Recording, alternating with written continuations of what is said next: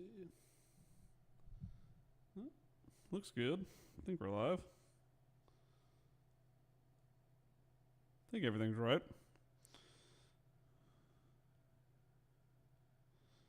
Go post this real quick. Get this posted on the Instagrams.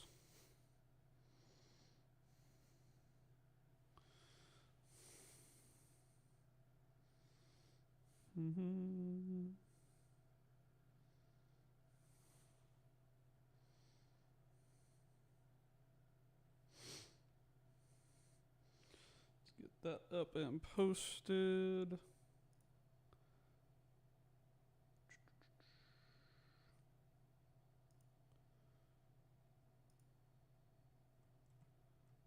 Okay.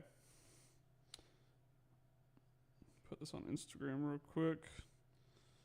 I'm technologically inept, so it's going to take me a second. Give me 1 second. But we'll get that up, and then we'll get into some film study.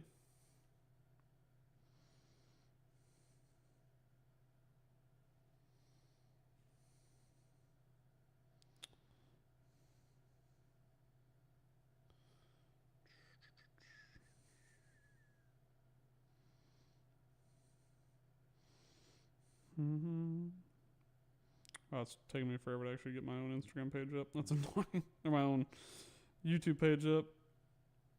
There we go. Go ahead and share that real quick.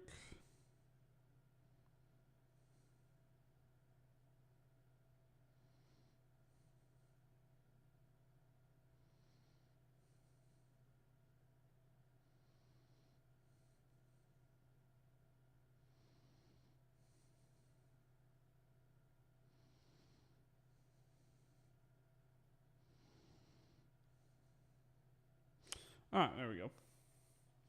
We are officially up and running.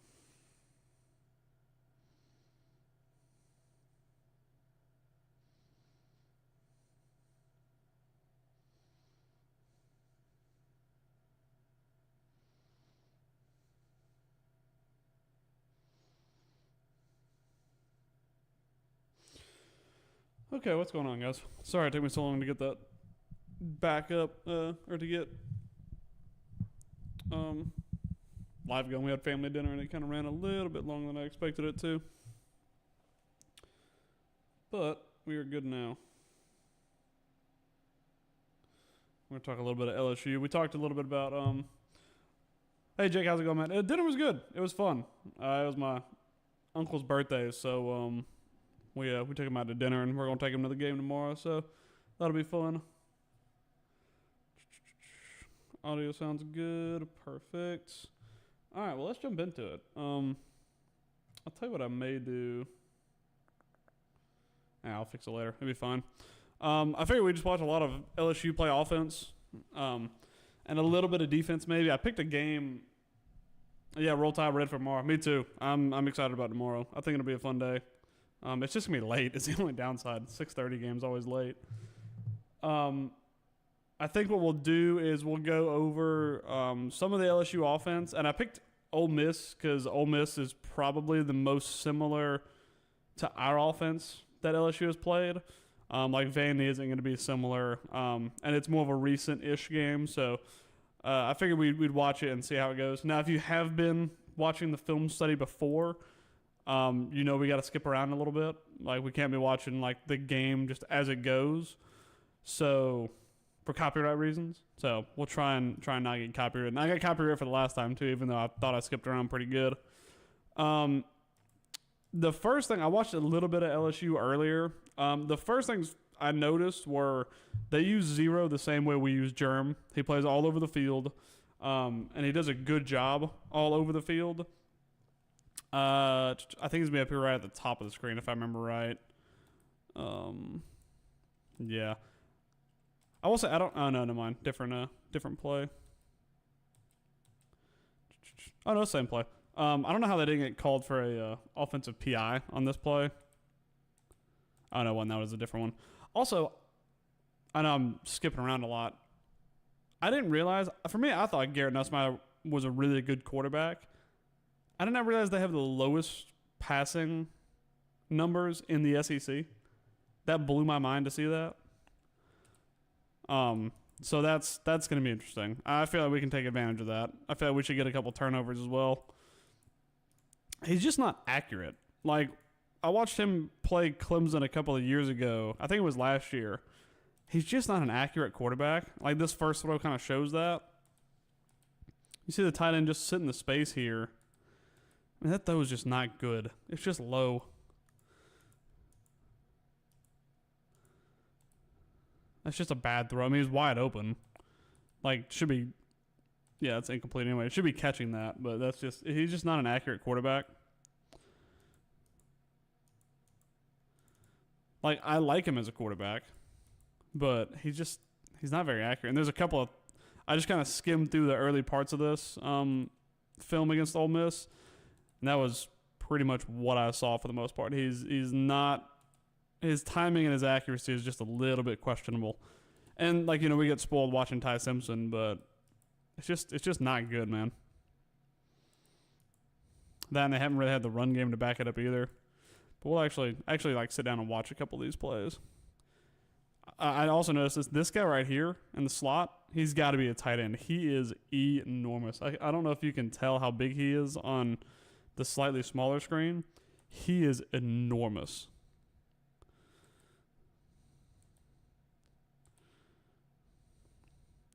Another thing that Ole Miss does a lot of in this game, from just what I've seen, we talked about it last week when you talk about 3-over-4 coverage or 4-over-3 coverage. Like here, you can say they have 4 DBs over the top of 3 receivers. They don't do that a whole bunch in this game. This is one of the few plays I actually saw that they had more coverage guys than they did receivers. We're not playing Ole Miss, but I thought it was just something interesting to see, and LSU didn't really take a lot of advantage of it. It's just another inaccurate ball. Like, you can pick those off all day. He also got blown up. Where'd that come from? Oh, yeah, it's 1 right down here at the bottom. So this left tackle kind of got beat. He did the Caden Proctor thing. He shoved him real wide, and then he just swims inside. Well, that was a nice move. And the running back was already gone, so he's not going to help protect. He got the throw off clean, but again, it's just not accurate. Can we get a replay of it? Also, that offensive line against Texas A&M, awful. I mean, they got destroyed against Texas A&M. Yeah, so you can see one. Watch this little swim move. I think this game tomorrow looks like Texas A&M. I think it'll be additionally for Bama. See, I always hope for that, Jake. Like, I mean, our offense, I mean, we've got to pop eventually. But there have been so many games where I feel like we're going to close them. Like South Carolina was the same way. Tennessee, we did, to a point, shut them down going into the third quarter. But South Carolina was the same way. Like, they're just games where I feel like we're going to close them out, and then we just kind of keep the door open a little bit and let them stay in the game. I'm hoping tomorrow is different because, we got to bye. We got rest. We got some guys back. So I'm hoping tomorrow we do pop. But I do agree. I think they can hold their own for the first half, and then we should be able to blow them out of the water. Because when I look at a team like that, I look at them like South Carolina, ton of talent all over the field, but not properly coached, or they don't have the right game plan implemented. And like talent can get you so far. Like with South Carolina, talent nearly got them a big win, and we didn't have our best day either, but I think that this LSU team is going to be completely different than what we've seen. Like, I don't even know if Nussmeier, I assume he'll start as quarterback, but we'll probably see the other guy as well. He's probably not going to be the only quarterback to play in this game for LSU. Big recruiting day as well. Yeah, huge recruiting day. I think there's 17. I know we had 17 big recruits coming into town. It's always going to be a big one. What happens with LSU staff faces adversity? 42-10s, honestly, I don't think it's a bad score. That's what it should be. If you talk about what should happen, like talent versus like coaching and skill, we should blow them out of the water. They're in wounded animal mode, but are they going to be in wounded animal mode of we're going to fight back and kind of bite at you a little bit, or are they just going to go belly up? And you know, LSU takes pride in their football team and what they do, but they shouldn't have the talent to stack up with us. If this was in Death Valley, maybe a different story. In Bryant-Denny, we should be able to walk them out the building. Especially if 71 plays like this. Look how wide he gets. 65 is not really getting a lot. He's focusing up the middle. And look at this swim move. Doesn't even touch him. And he gets popped. And not an awful throw, but just a throw into a really tight space. Let's punt. I can't lie. Last week I felt really organized and I genuinely had a notebook full of timestamps and everything. Don't have that this week. Didn't watch any game film really this week. I did see this play. I don't know how they didn't get called for offensive PI on this play. You'll see here in a second. Here's that 0 at the top. They use them in a lot of different spots. And again, this is always one thing we talk about. Whenever you have one-on-one outside, if this safety steps inside the numbers, if he starts squeezing a little bit, you got that one-on-one all day. Depending on what the coverage is, but I assume when you're stacked up like this, you got your hips square to the guy, it's man-to-man. Yeah, and the safety did step, didn't he? He kind of stepped up in this flat area. Yeah, see how he's creeping? So you have one-on-one up here with nobody over the top. And they nearly pay for it. They knew they paid, 7? If that was a better ball, it would have been 7. I mean, still, they go get a big chunk play out of it. Again, we're not playing Ole Miss, but if we were, I'd feel okay about it. Defensively. Yeah, I don't know how they didn't get called for offensive PI here. Watch this guy come on a crossing route. So he beats his man one-on-one. And look at 14. Cuts across, like it's like a downfield rub. I mean, look at how much space he creates with that contact. No idea how he's coming out of the tight end spot. And he kind of just runs this like little corner route. No idea how he doesn't get called for offensive PI there. And good play. 16 needs to light him up. Now red zone. And I think this is 0 again, but he's in the slot this time. Run that same tight end. 14. They throw a lot of screens too. That's another thing I noticed. Which, again, against this type of Ole Miss defense, the way they're playing, when they play like 3 over 3 or 2 over 3, it's good. A 14 will make plays more. Yeah, from what I've seen, he's kind of nasty. So that's gonna be one to watch out for. I think 0 is gonna be good. It's just gonna be, can they get the ball to him? Really. They just run this little bubble screen outside. Sorry, that was 1 this time, not 0. I think this next play they did the same thing. Just same little screen pass. And again, you got 2 defenders, 2 receivers over the top. If you make one guy miss, it's a touchdown. And they went right back to it. Ford does a good job of filtering outside. Like, watch Ford's play recognition right here. Freezes for a second, but then sees it and then gets outside and tries to create a little bit of outside leverage.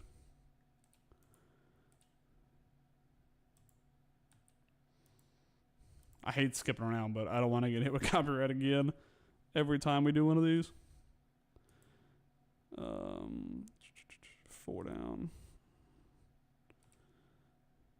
We got one guy, the tight end set.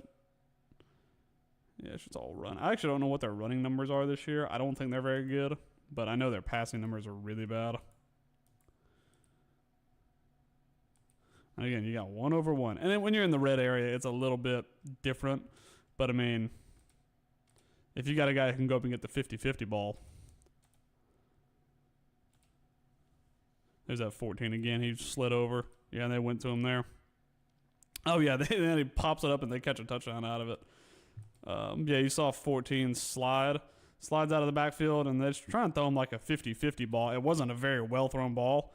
Like, if I'm throwing that 50-50, I'm throwing that thing high to that guy. They didn't do it there. We did well against Star Wars. They cover him. Yeah, shoot the better guys around him. Yeah, that is true. I think for Bama, I think we see a lot of, the linebackers rotate a lot, whether it's Nakai Hill-Green and Lawson, or, yeah, I think they're last in the rushing in the conference as well. I think that's what I saw. So I think they're dead last in both passing and rushing. But I think we use a lot of Justin Jefferson to cover up 14. And then we have safeties who are big enough to step down and make plays. Like Dre's out, obviously, but like Bray Hubbard, Keon Sabb, he's a big guy.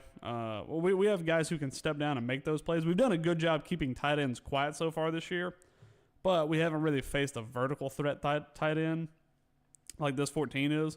I mean, like he's who they're going to in the red zone. Like you just slide him outside, get him matched up with a corner or a safety, and see if he can go get it. They didn't get it that time, but they ended up getting the lucky bounce and catching a touchdown.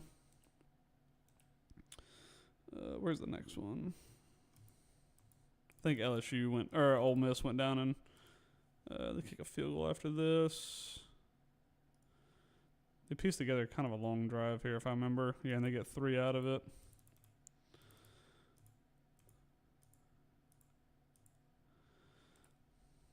Oh, so this is one thing, and again, this isn't Bama, but if I'm Ryan Grubb, I want to take advantage of this. Because we talked about it whenever we were looking at South Carolina, when we were talking about mismatching numbers.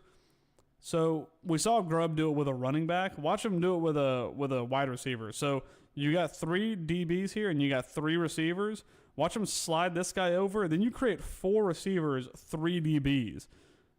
That's a Pete Golding defense. That's why I'm glad Pete Golding is not our defensive coordinator anymore. Nobody really slides over to check this guy, and now you got 4 over 3.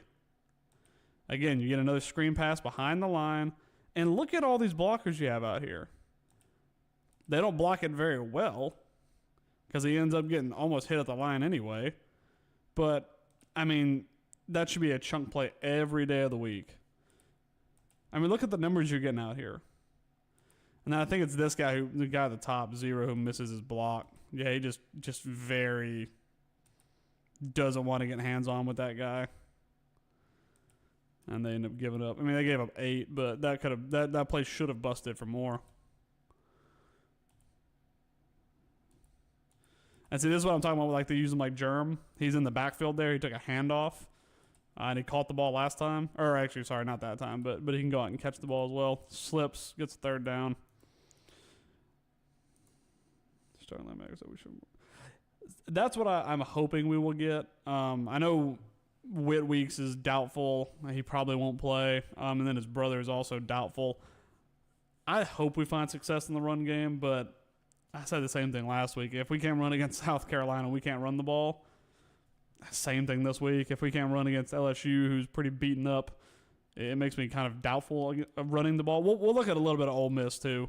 Next Ole Miss drive, we'll look at their offense and see how they stack up with this defense.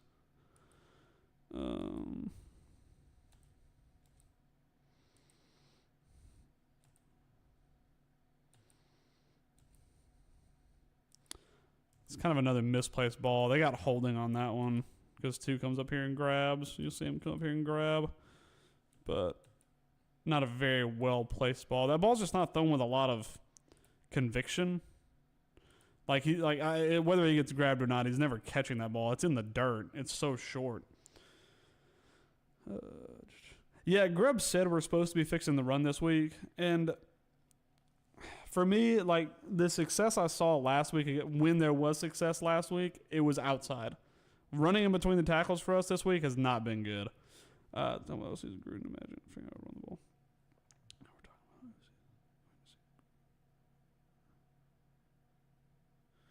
Yes, I think that it's probably what it was, Jake. I think that whenever I watch us run block, inside the tackles, it looks like we're doing pass pro. Like we don't open up and create lanes, but whenever we pull guys and get outside, we create space wide. But I will say too, I don't think Jam Miller's a guy who likes to run outside as much. He likes to be inside the tackles kind of runner. I think a guy like Daniel Hill loves to run outside the tackles. I think a guy like Kevin Riley, quick, likes to run outside the tackles, but I think Jam just doesn't like to. I don't know why. Every time I see him, and I think he's going to bounce it outside, he wants to cut back in. And there are times he's found lanes outside, but if they go and talk to Gruden and figure out how to run the ball, and instead of pass blocking the whole time, if we start creating gaps and getting up to the second level, getting up to linebackers, we'll be so much better. We never get to the second level as far as blocking goes. Let's play action. It's a ton of play action, and like we saw last week against South Carolina, the play action we got blown up for 1 sack, and that was a little bit of a missed block by the running back. But there were times where at the end of that game where we started to run the ball efficiently, and they started buying the play action. They started buying time and started freezing some of those defenders. But we love to run stuff out of play action. If we don't have a run game, they're not going to buy it. So we need to find success early in the run game. And, it doesn't have to be huge plays, but if we're running for 4 or 5, a carry, heck, I'll take 2nd and 7. That's when it starts building some success, and then you start playing a little more balanced football. But, we got to find how to create some lanes and get up to the second level as far as blocking goes, because we don't do it. He got a cold there, but that was just not a good pass. Let's see. So we got 14 again down here in this tight end spot.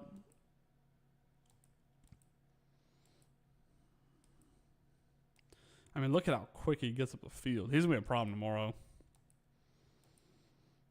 I hit this little comeback route. That was a decent timing on that. Don't know if we get the reverse. Oh, that was a flag. Hands to the face on the defense. Don't know if we get the reverse angle. We do.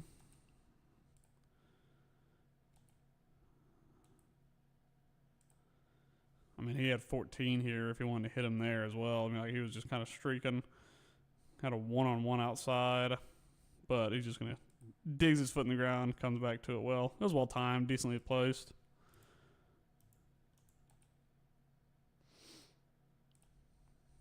There was one throw here that was the worst pass I've seen in a while. That ended up getting picked, but there was a touchdown for it. You could have had a touchdown. And again, 14's right here. Oh, they drew him.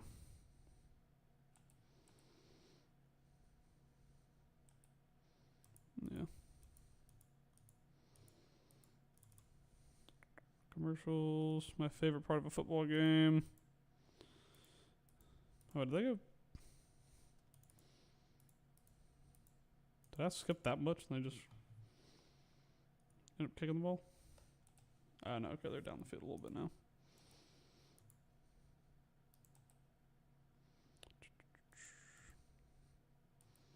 Oh, and again, they send 0 in motion.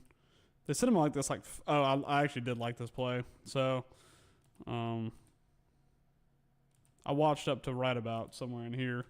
So they send 0 in motion. He's going to go like this fake orbit, and then he's going to act like he's coming back with like an outside zone run, and then watch 6. You'll see 6 come back around, and they'll do a reverse. Ole Miss does a good job of not buying it entirely, but this like little fake orbit motion, and then you get around to 6. And again, Ole Miss does a decent job covering it, but there's going to be a couple of gadget plays I feel like that run tomorrow. I mean, they have nothing to lose. It's a 1-game season for them tomorrow, so I expect them to really go at it, but we'll see.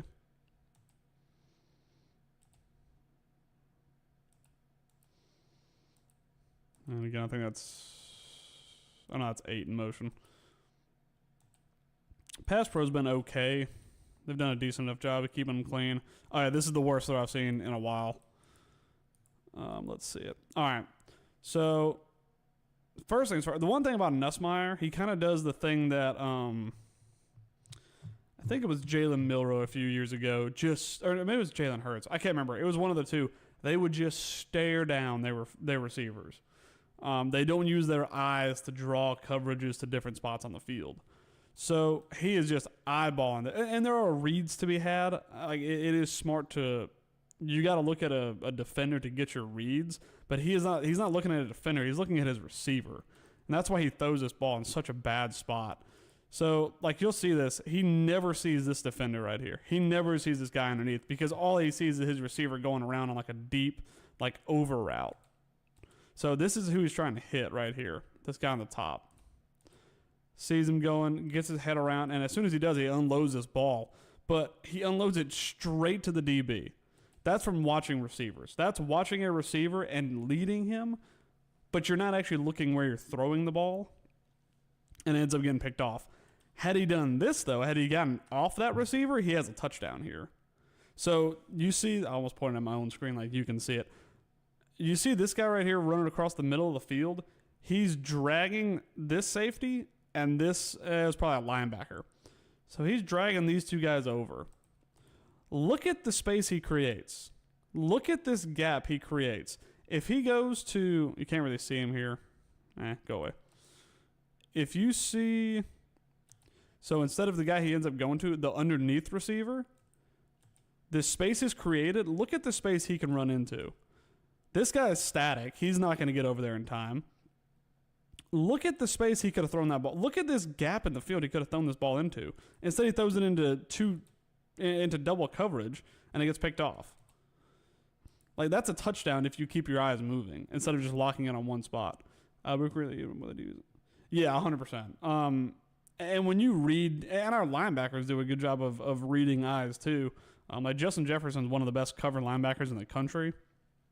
So I'm not going to say we bank on making turnovers, but I feel comfortable that we can win the turnover battle comfortably tomorrow. But I don't know. It's stuff like that I'm kind of like, ugh. That's just not a good quarterback. And I really like Nussmeier. I thought he was going to be really good when they played against Clemson. I think Aaron Anderson misses Bama. Yeah, probably. Well, like I was. The funny thing is, when you look at LSU and you look at Bama, there are so many correlations on how everything is run, but one is successful and one is not, because one hires people like Brian Kelly, and Scott Woodward is your AD. So instead of doing that, you can actually run a successful program because you run it like not like a business, but there's a formula to it. And quarterback play like that is not going to do it. Let's watch a little bit of, this is the point I got to.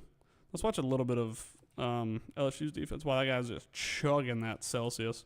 I think that's what it was. He's locked in on something that says, I'm going to take a big old swig. It's a Celsius sponsorship right there. Speaking of which, I got my Coke Zero.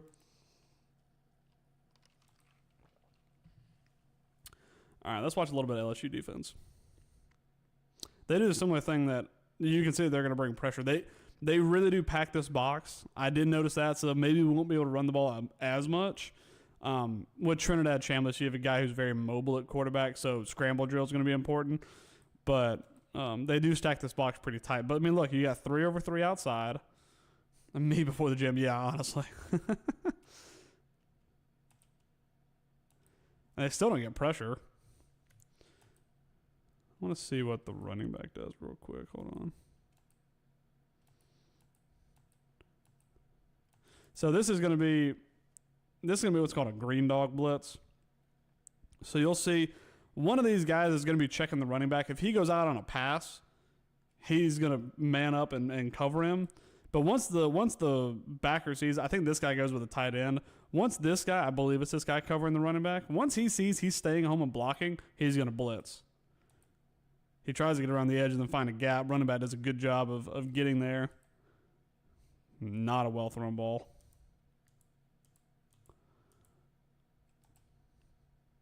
There's a false start.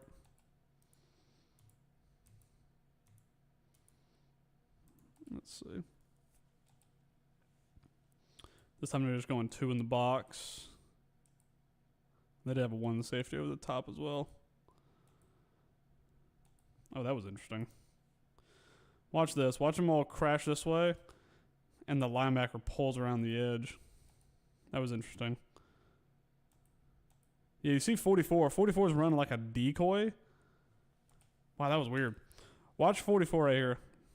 He runs like a decoy just straight across the line so the linebacker can get outside. He's not even trying to get upfield. He's just running across the guard. And good read by Chambliss. Wow, he's got a hold of that face mask. Wow, they not call that face mask? Wow, that's terrible. Oh, they did. Okay. I was about to say. Jeez Louise. What are they talking about? Yeah, face mask. You got a good old piece of that. And again, 3 in the box. See the pressure coming. And again, if you get pressure, if he does not drop into coverage, you got 2 over 2. And then you got 1 over 1 right here. And this safety's likely going to step outside. But yeah, you got 2 over 2. Chambliss ends up taking it. That's why they're stacking the box, though, is trying to keep this from happening.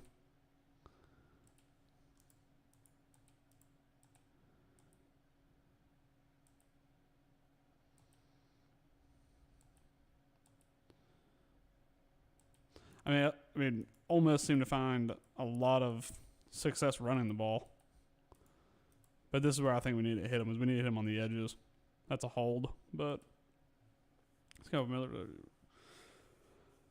Do I view LSU as a rivalry? I do. I view LSU as a rivalry, and I know it was controversial whenever they weren't picked as our 3 main rivals.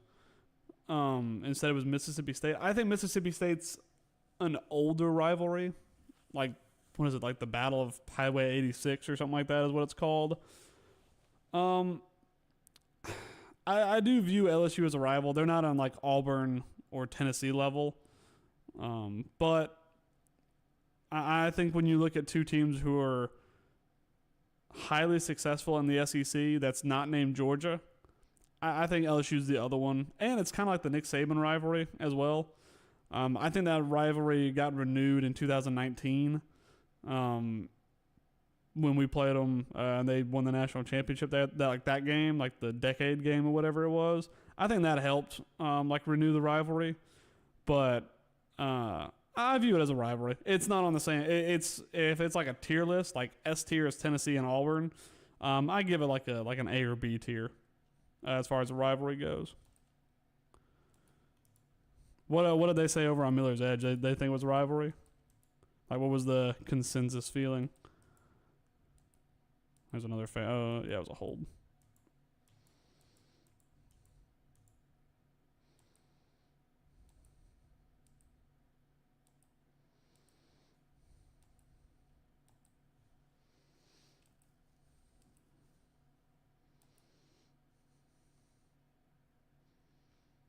Yeah, exactly. Like that. Yeah, and we played him for a national championship a couple of years ago. Saban used to coach there, that kind of thing.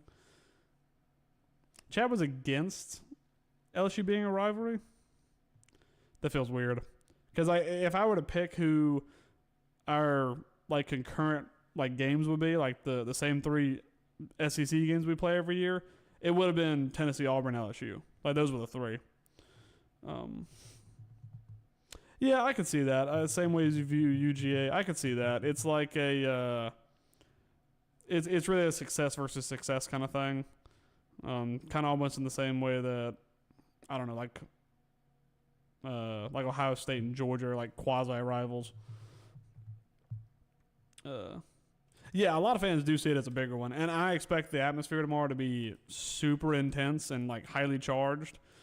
But I'm surprised not as many people felt like it was a rivalry. Again, it's not like that S tier rivalry. It's less traditional, more of a success versus success kind of thing. But definitely a rivalry.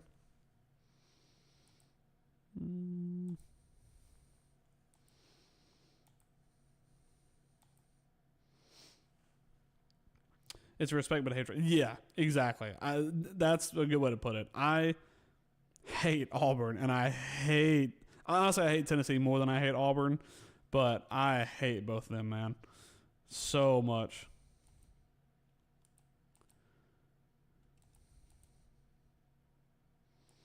I got pressure. Here's one thing that I'm going to find very interesting, because they do a lot of these little like this guy does it a lot. He checks the running back, and again, I know they're looking for options and quarterback runs, but look at the space the guy in the slot has. So we love to run this little deep slant kind of post thing, like this real shallow post deep slant. Watch how much he freezes. And again, we run a lot of play action. So if we can get him to freeze, watch him. Freezes. If you throw this little slant or a post or something outside, you're going to eat him up all day. And he does it a ton. They go deep here, so it never got his head around. But look at where he's just in space, not covering up anybody. That's something that I've seen a couple of times where he kind of gets a little bit lost. Weird set here. They're going real soft. I mean, it's 3rd and 21, so.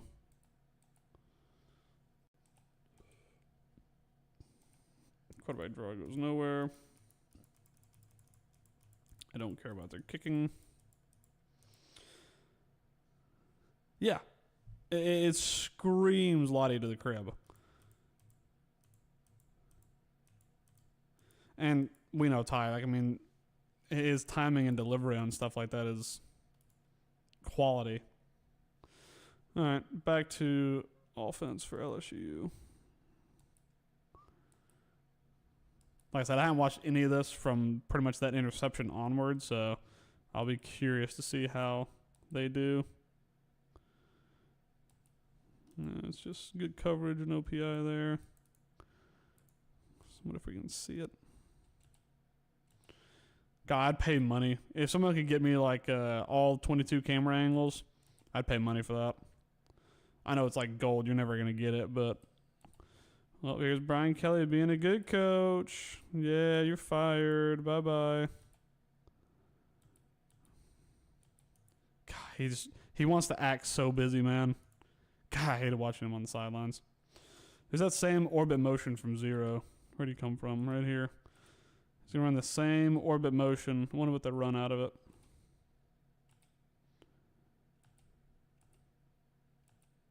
it. They did go to him that time. They didn't go to him with speed, though. That's kind of weird. They just lined him up and let him go.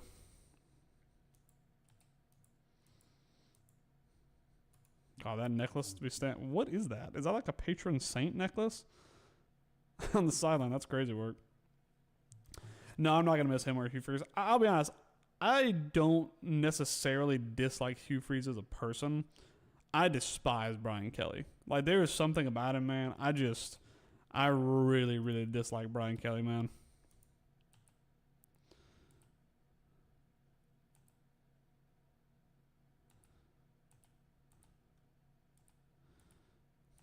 Ooh, see? Okay, watch this. So Jake, I know you know this. We love to mug linebackers, so we love to set these guys up here and act like we're gonna crash down and bring a blitz. When you talk about their offense, it's going to look nothing like this. I think it will look maybe similar in some pieces, like they use Zero a lot. They'll hit the tight end a lot. But I think it's going to look nothing like this because it hasn't been successful. So these are what they have been doing, but I don't think it's what they stay with tomorrow. We haven't been doing it as much lately. I agree. It works in this case, though. So watch this. So this guy, so they mug two. One's there and then one's here. This guy's going to drop back out into coverage. And this is where Nussmeier, so far what I've seen, has struggled. He does not get to his second read. So he sees the pressure coming here. He's probably got a hot route down in here somewhere. But then that guy drops out.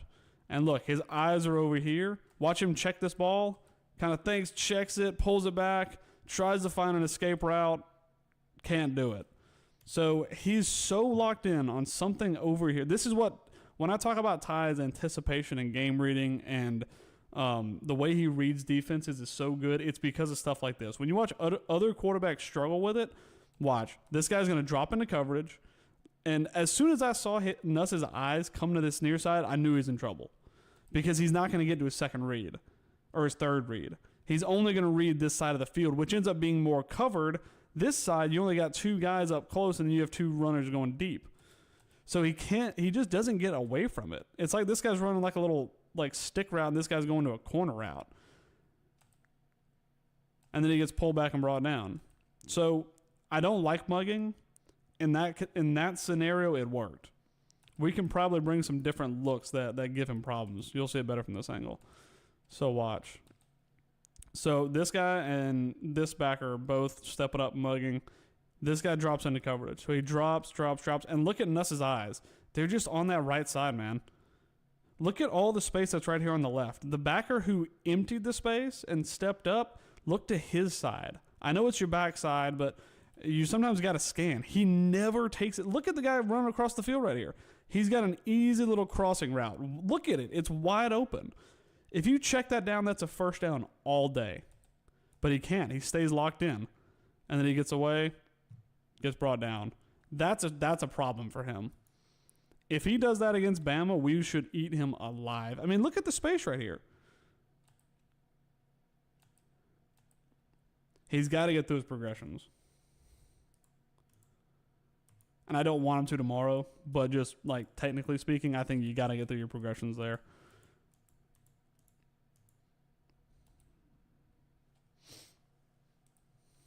Sorry, I hate pausing. It's like a habit now. Like I just click this thing so much. I hate it.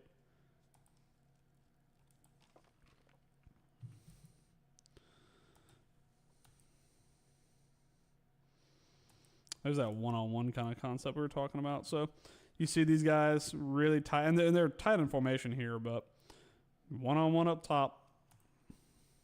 Safety's never going to get out there in time. He doesn't even try. He buys on the play action, and then you just get one-on-one up top. If you get a Ryan Williams out there, you're gone. Oh, Brian Kelly never coaches again. Did you buy the scissor lift? With the scissor lift, which story do you mean? Do you mean the one where he was like, I thought I heard a story where he was getting up on the scissor lift and like scouting other teams' practices. Is that what you're talking about? Because if I believe, I know there's a coach that did that. In my head, that was him. With Brian Kelly ever coaching again, I said it whenever we did the show talking about what Josh Pate said about him. I don't think he does coach again, man. He created such a toxic environment for LSU. He tried to take all the people that were in the DNA of that program, the Louisiana people who have been there a long time, and push them out and make it almost like a sterile environment. And that's not what – if there's any team in the SEC that doesn't need that, it's LSU. Like, look at their coaches who have been successful. It's Nick Saban, who's a big personality, and he's a big – football guy, but he's a big personality as well. And then you have Ed Ogeron, who's a big personality as well. Brian Kelly's not that guy. Brian Kelly is the most toxic thing that has happened to college football in a long time. Oh, no, wait. There's a student that passed. Oh.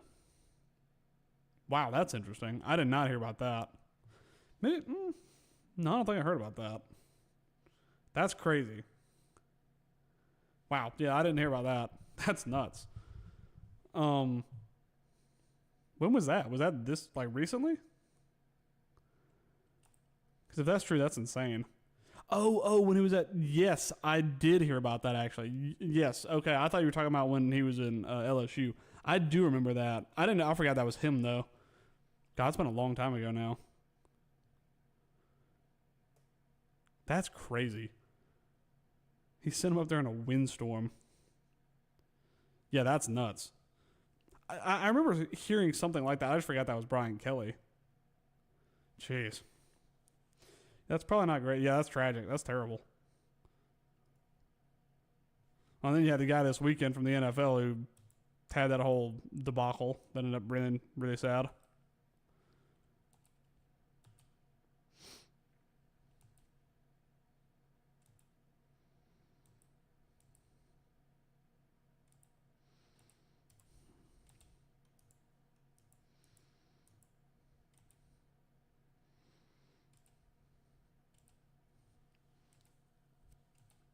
God, they run RPO play action every play. Yeah, that ball's never going to be there.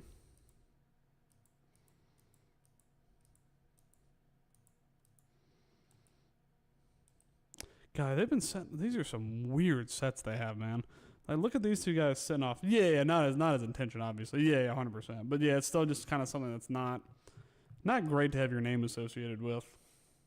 It's not as bad as like what's his name at Arkansas, but it's still not good to have your name with it. Yeah, I don't know if Kelly ever. Why would he coach again? I mean, he made a ton of money. If I was him, I wouldn't coach again. And I don't think anybody wants him. There's almost literally nothing you can do to make me not cheer for Alabama. Hiring Brian Kelly as a head coach would be right up there. Not saying it's going to happen, but that's how much I have a disdain for Brian Kelly. Yeah, not a good PR move at all. But I mean, a lot of people have not made good PR moves recently. Arkansas is one of them. Somebody just hired. We were talking about it in Miller's Edge the other day. Just hired Jeremy Pruitt, which people are getting paid now. That Zach Calzada thing I saw earlier today about him like showing off the money he has from NIL. Give Jeremy Pruitt a head coaching job somewhere. He'll be all right. Yeah, look at these weird sets. Like, so they got one down lineman, and then you got three guys who are just kind of like they're not like set, and they're going to bring everybody. Still don't get home. Good timing there as well. What did that come out of? Yeah, they're just going real soft up top. 3rd down and 11. Good job by the quarterback moving the running back, getting his pass pro right. Running back still didn't even really need to do anything. Decent timing on that ball as well.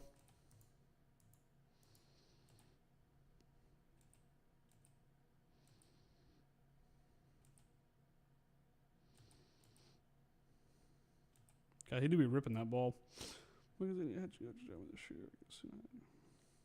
Honestly, dude, I'd take Jeremy Pruitt. I'd take Pruitt as a D coordinator all day, 100%. Like the way Christian Miller talked about him the other day, man, he seems to really like the guy. A lot of guys around the program do, and he wasn't like, he didn't kill anybody. He gave somebody money in a McDonald's bag. It's probably not the only program that's ever done that. So I'd be okay with it. Womack getting a head coaching job would be interesting this year. The one I fear getting a head coaching job is Ryan Grubb.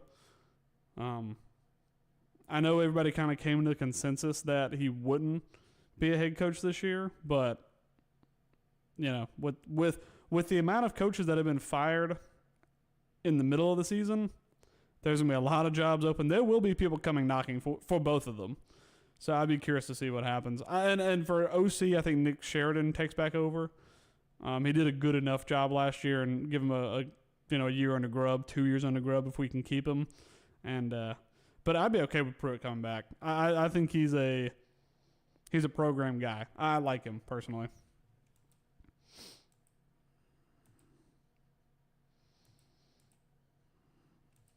That's another throw where. Oh, sorry, I didn't actually see what happened at the end of that play. Oh, he fumbled. Wow. Did he fumble yeah, he did. He has that ball. Let's see what happens. I can tell who that was. Oh, give me the replay. I don't care about the Whopper. Oh, when did you see the replay there? How did he get so wide open? Oh, that's annoying. Where was he? He was 19.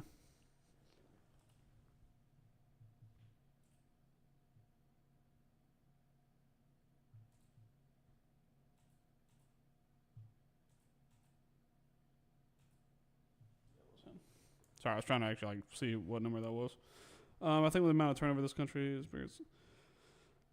Oh, he'll get calls. I think they'll both get calls, man. I think Womack could go. I say that. It depends, man. It seems like he has fun doing what he does here. He won't go back. He will take a Power 4 conference job. For Grubb, I feel like it'd have to be a big job that comes calling. My initial thought was he goes back to Washington because I know he interviewed for the job there anyway, and it just didn't work out. And then he took the Seattle job. Like, he wants to stay in Washington State. But now that he's here, maybe he may move around. I know Sarkisian talked about taking an NFL job. I think that was kind of squashed, like quasi-squashed, but that could very easily happen. So I don't know, man. There's so much turnover.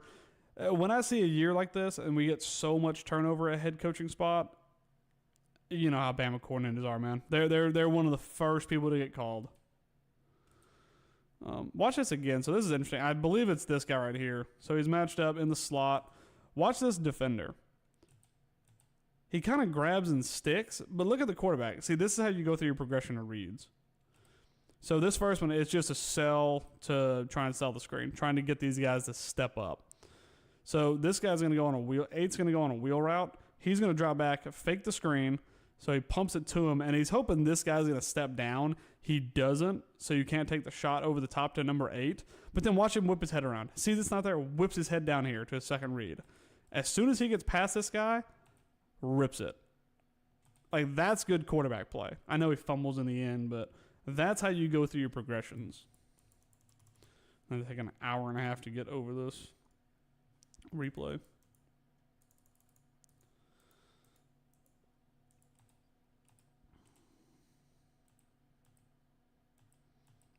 There's a good combo block there.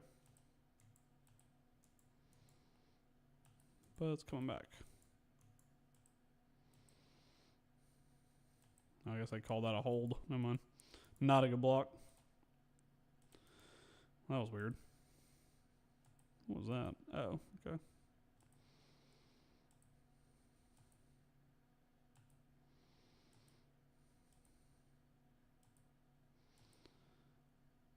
See, it's just not, he's just not accurate, man. Good, right read this time. And getting past that zone coverage, as soon as I do, he rips it. Has the space, but overthrows it. Overthrowing a receiver like that too, man, it's just asking to get picked off. Can we actually see what route he runs? No. Cool.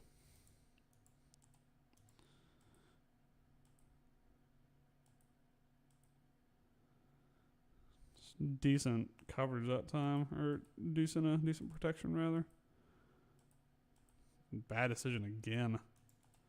Jeez Louise. Can't do that into triple coverage. Let's see what he saw this time. Just give me the sky cam all day. I'd much rather watch a game like that sometimes. Yeah, that's just an awful decision. 3rd and 20 now. Yeah, it's trying to get some space on the run game. And give it straight back. Now, I say all this. He's been inaccurate in this game. You know how quarterbacks are wanting to have generational games against Bama? Wouldn't surprise me.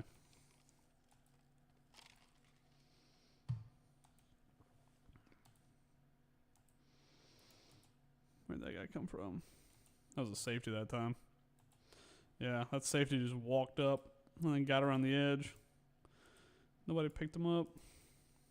God, how many flags were in this game, bro? What the heck? 9 for 59 and 2 for 25 in the second quarter.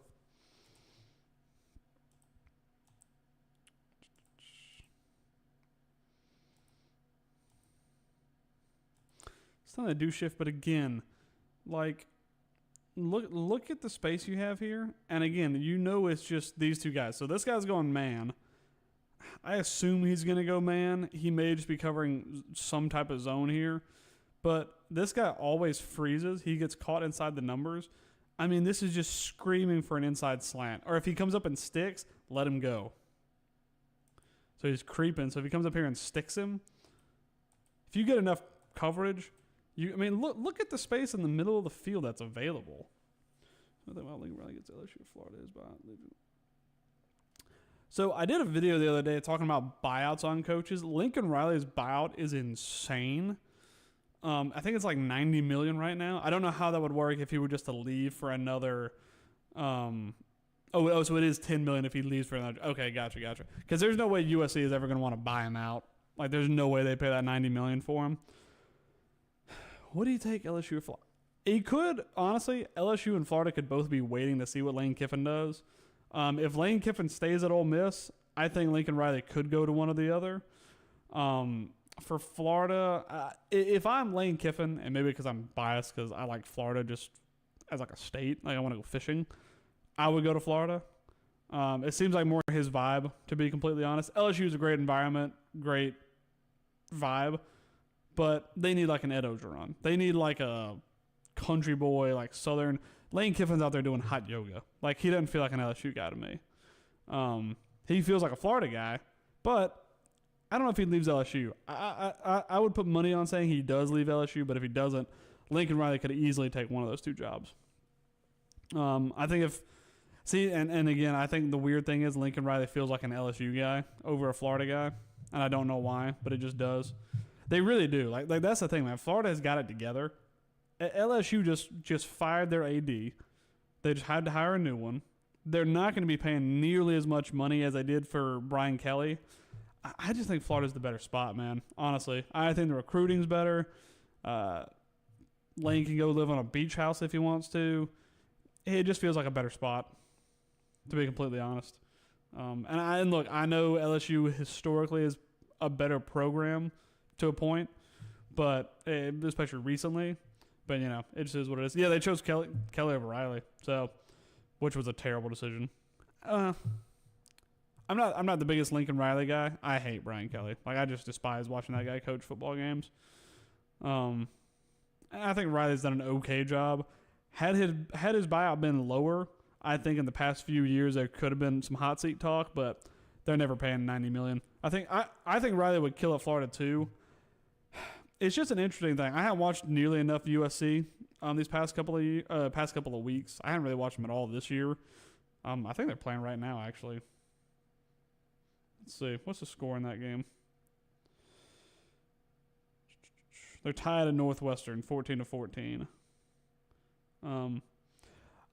I think in defense of Lincoln Riley, I don't think that USC offered what they told him they would, if that makes sense. I think they talked a real big game and just didn't offer what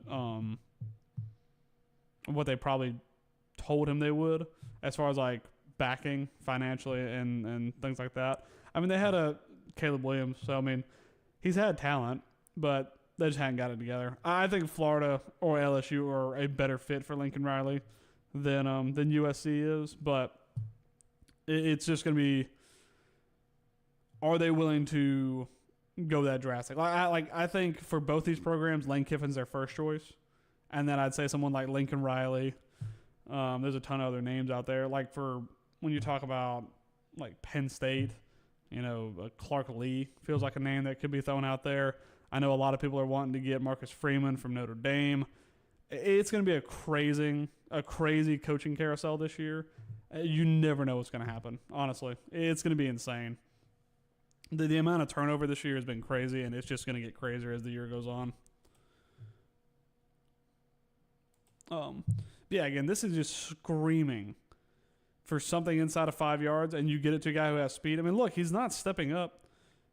With Ty Simpson's timing, I mean, you can put this on a platter up the middle of the field.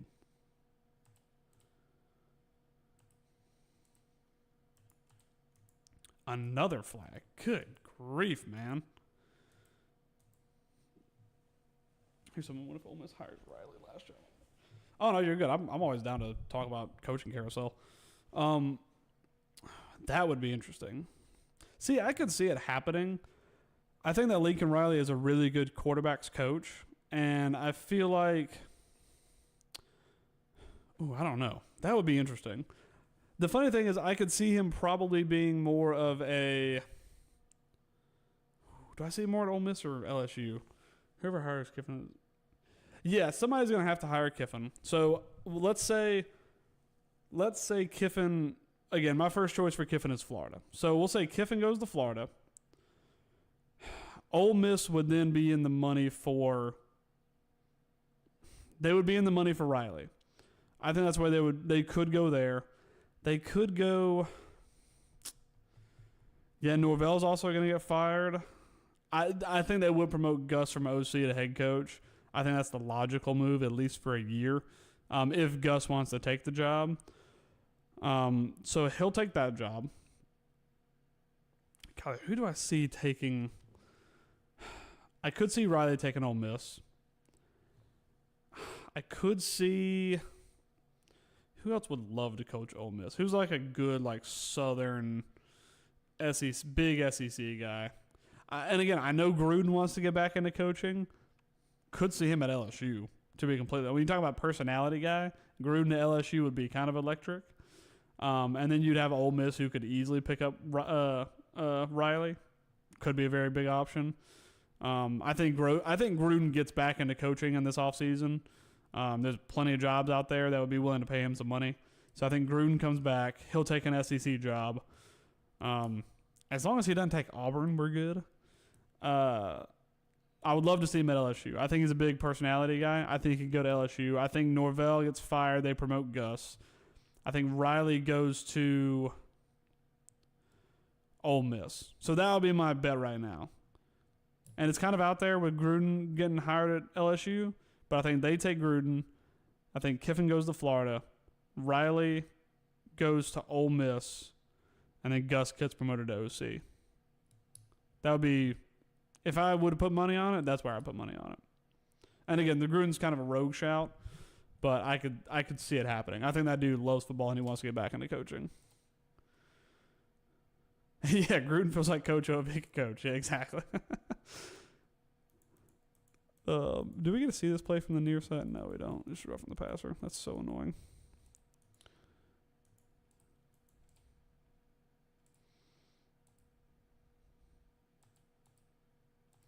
We had him too, I think. Watch this guy in the slot up top. Franklin, Arkansas. I think Franklin's going to go to Virginia Tech.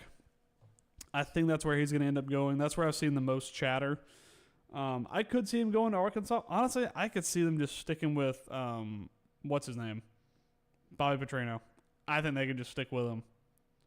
It wouldn't surprise me at this point. Either that or they, because like for me, there's a ton of coaches out there that'll get better jobs this year. The guy from USF, what's his name? Something Grosh or something like that. Isn't that his name? Alex Grosh or something like that. I think he gets a better job this year. They're doing really well. They've been doing well for a while. I think Clark Lee gets a better job from Vanderbilt. I think that who's some coordinators that teams will lose? I feel like Bama could lose one or two coordinators. I think that like a guy like Jeremy Pruitt could go somewhere. I think he would be more of a coordinator's guy. I know he's an analyst right now. Alex Golesh, yeah, that's what it is. I see him taking a better job.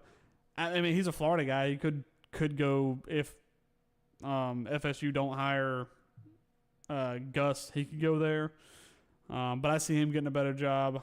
For Penn State, I don't know, man. That job's been wide open for a while, and there have been names that have come and gone for it. I think, like, Marcus Freeman feels like a Penn State guy to me, but I know he's openly said he doesn't want to take the job, and I wouldn't either. I'd much rather stay at Notre Dame than Penn State, but I don't know who would go to Penn State, man. There's a ton of these young coaches out there that could take it. You could see, like, a Matt Campbell from Iowa State. He could go. Signetti's not going anywhere. You could see John Summerall. Oh, is he getting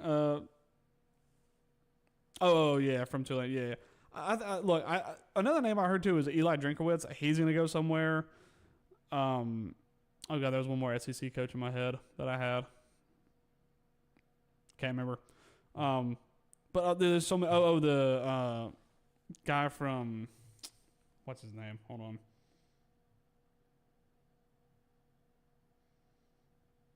Oh, Jeff Monken. That's what I was thinking of, too. John Summerall was the only name that was coming to my head. But Jeff Monken, I think he could get a job somewhere. There's just a ton of good ones out there, man. Summerall, I've seen that a lot, of Summerall ending up at Auburn. Who's the other one out there that I was thinking of? Because I don't know if it was Monken.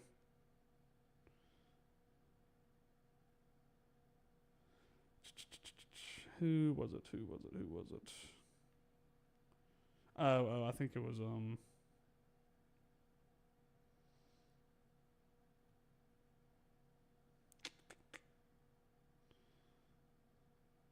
I think Brent Key could get a better job. That's what I was trying to think of. There's so many guys out there, man, that are due for a promotion, and I think we'll get it with just the amount of turnover we've had this year. Turn this fan on. It's getting a little hot in here. Oh, the switch is off. That's sad. But yeah, I think Summerall could go to Auburn. He feels like he could be an Auburn guy. I think that's about Summerall Auburn. 80 said he wants an offensive coach. Yeah, well, and then like another one too. Like you saw what the Miami AD said about spending money on a quarterback. I thought they already did that, but that didn't work out. God, who would Auburn get? Because for me, it was Summerall. That's who I thought. That's where I thought he was going to end up. Or that's what I thought Auburn was going to end up getting. Who else would Auburn get? I mean, Golish is an offensive-minded guy. I don't think they get Clark Lee. I think he's due for a better job than that, to be completely honest. Munkin's an interesting one, but I don't. From what I've heard, he doesn't want to leave. Go rehire Gus Malzahn. That's my answer for Auburn. I don't know what Auburn's going to do. They are in one right now. And we were talking about at dinner. If they miss again with a coach, I don't know how the AD keeps his job. Yeah, Drinkwitz, it's a lateral move. If I was Drinkwitz, I wouldn't do it. See, it could be Lee from Vandy, but I think that's a lateral move as well. I just don't think it's a move up.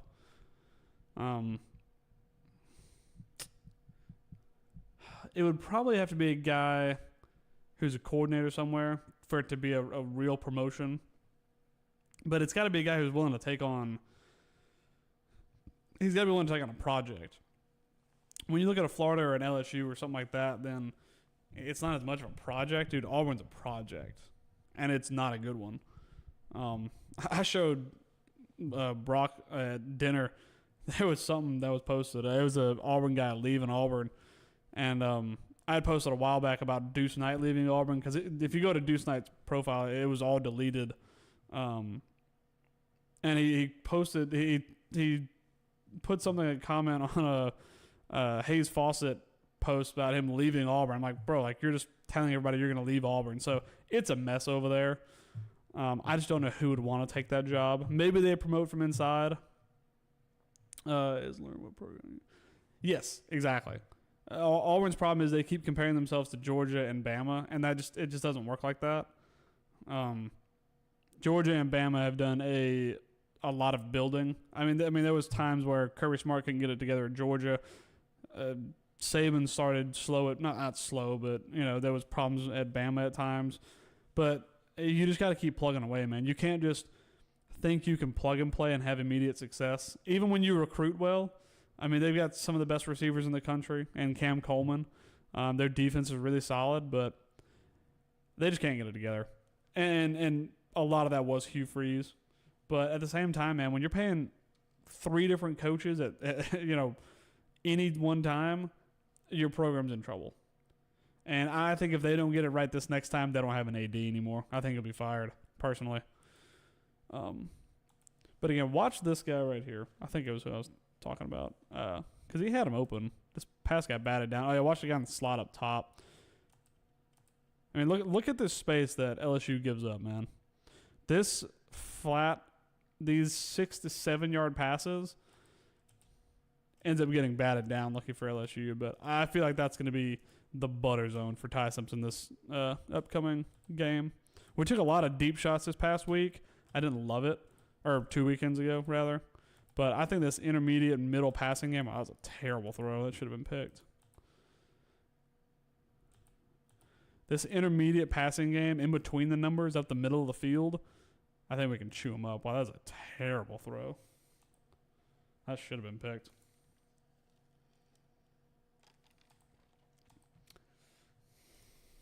Flag thrown again. But again, look at this. 3 over 3. 3 receivers, 3 deep set safeties. It also says 3rd and 10. I'm pretty sure it's 3rd and 5.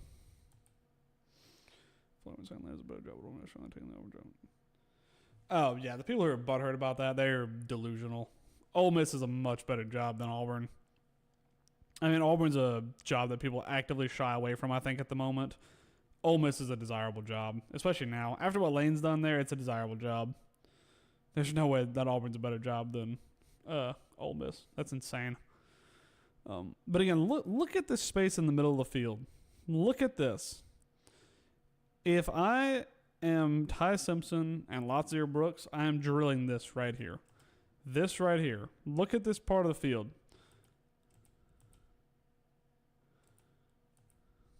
Flag comes down, but still. It's a very good roster. Yeah, look, I think that their roster is very good. It's just the behind the scenes that's a tough thing to deal with, I think, for them. And, nowadays with the NIL thing, you have, like, the Yellowwood guys a real big booster, obviously, as far as NIL goes. So you got to deal with that. You got to go through an AD. You got to go through somebody's agent for NIL. And then you got to go through someone like your big boosters, like the Yellowwood guy. You got to deal with all that. And then you got to go out and try and convince guys to come play for you. And then you got to run a successful football program. So when you look at a guy like Kalen DeBoer, who brings in like Courtney Morgan, who has a manager, who has it all together, that's how you create something successful. Because people look at Kalen DeBoer and say, oh, well, look at the success they have in year 2. Okay, well, number one, Kalen DeBoer is a good blueprint for a modern-day football coach. Someone like Dan Lanning as well. Good blueprint for a modern-day football coach. But at the same time, you're coming to Bama. Like, you have the aura of Bama. You have weight rooms and locker rooms that compete with anybody in the country. Your environment's electric. It's so easy for people to want to come to Bama. It doesn't make recruiting and stuff like that easy, but it makes it much more attainable for a coach like Kalen DeBoer who isn't from the South. But whenever you talk to somebody about like Auburn, it's a project. You got to get somebody who can be a good manager, somebody who can talk with agents, somebody who can deal with the NIL stuff, and then also get a coach on top of that who can deal with all the on-the-field stuff and practice and recruiting and stuff like that, making it attractive to recruit. So I think that's one thing that's a little bit different. And again, that's comparing it from Bama to Auburn, which they love to do, but it's not how it works. Yeah, Bama and LSU recruit themselves. Yeah, exactly. You don't have to do much convincing when you talk about Bama and LSU. Yes, exactly. A lot of boosters be putting their 2 cents in, and I agree. I don't think Lane would like that. I think that if you give it to a guy like Lane, he's got to do the Saban thing and say, if you brought me here to run your football program, let me do it. If you don't want me to do that, I'll wash my hands of it. Yeah, exactly.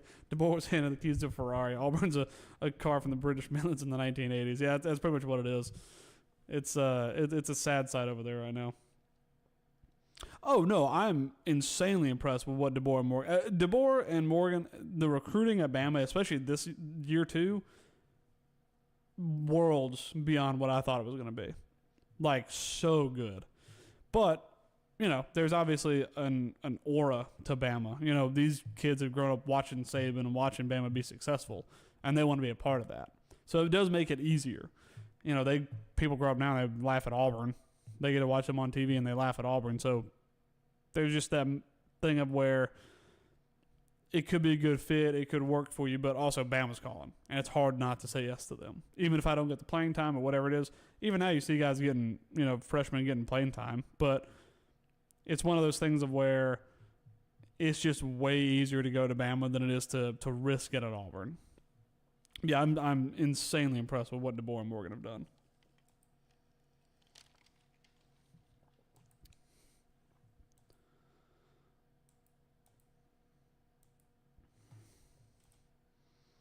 That was a better ball there. The timing of it was nice. Well, I like that little concept too. So watch, you're going to see this inside guy. He's going to step up. He's just going to dig and go outside while these two, I believe they're just like crossing routes, trying to drag defenders that way. And then you create the outside leverage underneath. Really like that. Yeah, watch him digs his foot in. The linebacker steps. So this guy thinks, hey, this linebacker's got him. And then when he steps outside, the linebacker thinks, hey, this guy's got him. And then neither of them have him. Wide open. Almost overthrew him, but that feels like something that we could eat up. Watch, he's going to step up, dig, and go out. Oh, different play. Just same formation looking from that side. A lot of screen passes coming out of Ole Miss as well. Oops, sorry. Oh, that was an interception. Spoiled that.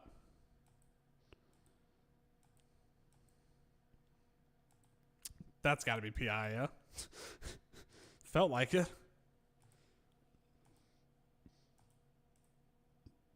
I mean, I felt, yeah, that's PI. Okay, I was about to say, that feels like it has to come back. And look at him just grab and rip.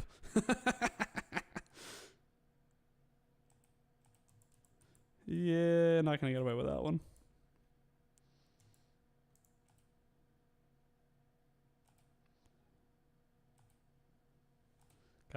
Anytime they go like 12 personnel, one-on-one every time. One-on-one. There we go. One-on-one every time. Not a very well-thrown ball, but you got a PI for it.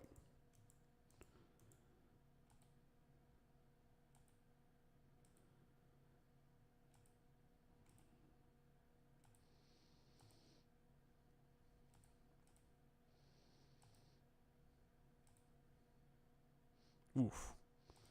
Wow, that dude was quick. God, he hit that gap with some speed. Hadn't seen him run like that all year at Bama. We need that. Yeah, just give me the play. You see him go in motion here. Who does he bring with him? You saw somebody bounce to the outside over here, but he just cuts up. Yeah, watch 4 get this block. Just bounces him outside. Oh, no, sorry, 75.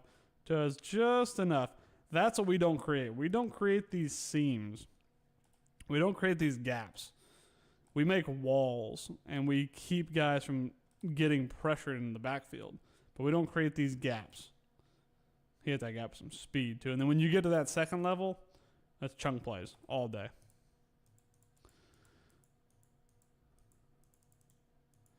That's what we need more of tomorrow. All right, let's see what we got. See how their 4-minute offense works.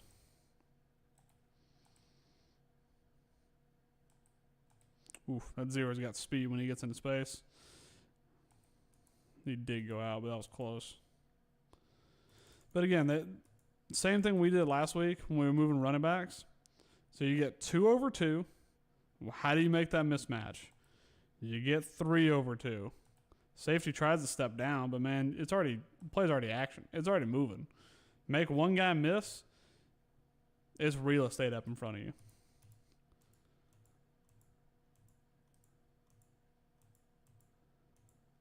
Oops, sorry, I missed that play. And 0 again in the backfield. Like I said, they use him like we use Germ. He's going to get a lot of touches. Hadn't seen 14 out there, though. Tight end. They've done an okay job of pass blocking. Another inaccurate ball, though. Goodness gracious, man. It's just not good. Just way behind.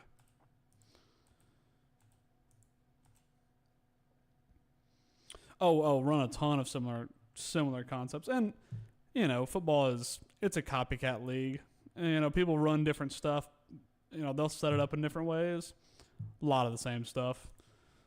I've always said it for the past couple of years now. Elite offenses will beat elite defenses. That's just how it goes now. And that's not to say defenses can't be good and win you championships, but that's kind of the nature of the beast these days.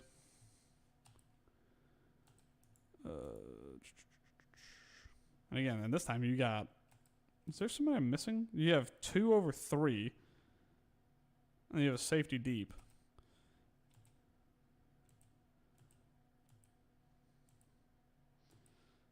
Oh, he actually went through a progression that time. There's progress. Got paid for it, but there's progress there. Oof. Is that a miss? Is he wide open right here? Sure, we'll get a chance to look at it. So locked in over here. So he's trying to hit this guy on the out. So they're trying to drag these guys. He's trying to hit this guy on the out route. I mean, he had him here. Don't know why he doesn't deliver that ball. You would like to see the receiver sit in this space a little bit more. Like, don't get sucked in between the numbers as much. So 12's going to go on the out. He wants to hit him. That's his first read. Not there. Second read, boom, right here between the numbers. Just pop right there. That's a first down. He just gets away from it too early this time. He actually goes through his read, but it's too early. Look at this. I mean, that's a big chunk play. I don't know what he's looking at. And again, it's 2020. We get to watch it from the sky cam and all that kind of stuff. But like first read, nope. When this guy steps out, that read is done. This guy is out of the play. Here's your number 2. If this guy steps and covers him, he's out. And this is your front side. You're reading these guys. You have a numbers matchup. You have the numbers win over here. 2 is there. 3 is there. I don't know. His eyes are here. What is he looking at?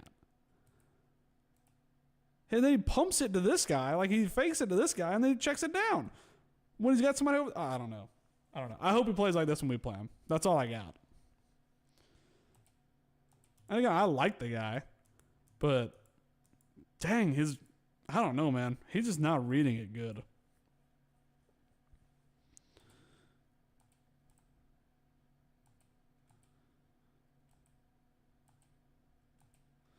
Again, look at the space.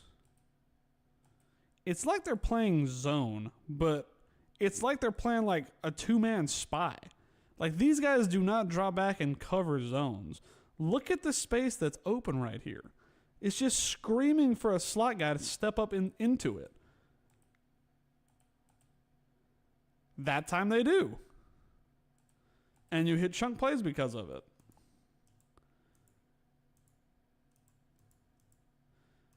Like, it does not take a genius to see open space on a football field. And we don't get a replay. That's kind of annoying.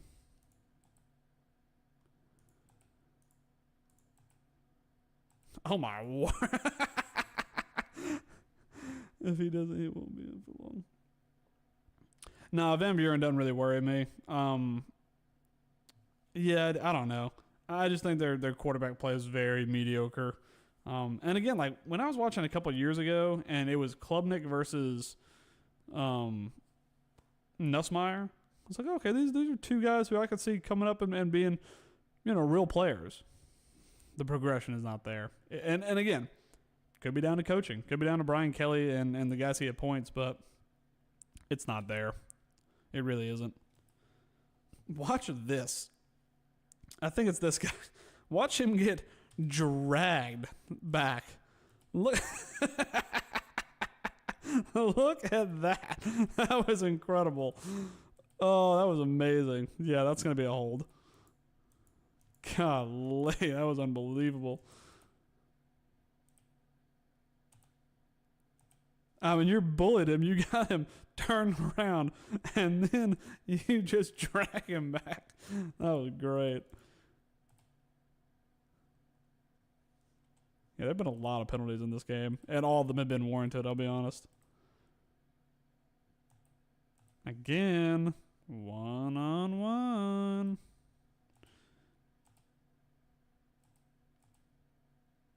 And that's where he's going. Just not a well-thrown ball.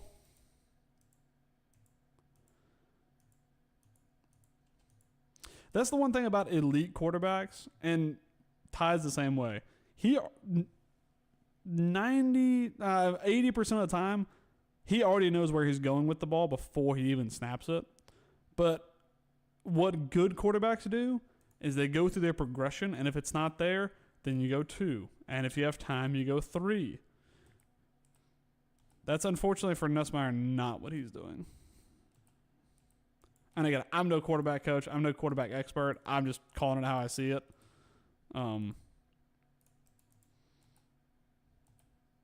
But it's one of them things, man, of where it's a struggle for him. Ooh, good stuff for him. Ooh, I'm that right there. All right, I'm going to get copywritten for that little segment right there. Had it for too long. It's been too good for too long. I mean, I wouldn't call this an offensive masterclass. I'll be completely honest. If LSU corners shut down. One of them shut down. Let me look at tell you what. I haven't done it all week. We'll look at PFF real quick. Let me turn this down for just 1 second so I don't dox myself. Let's go to PFF and we will go to LSU.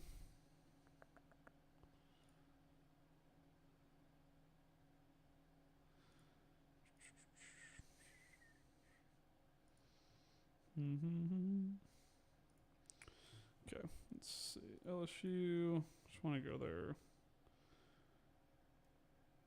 Wait, hold on. Sorry.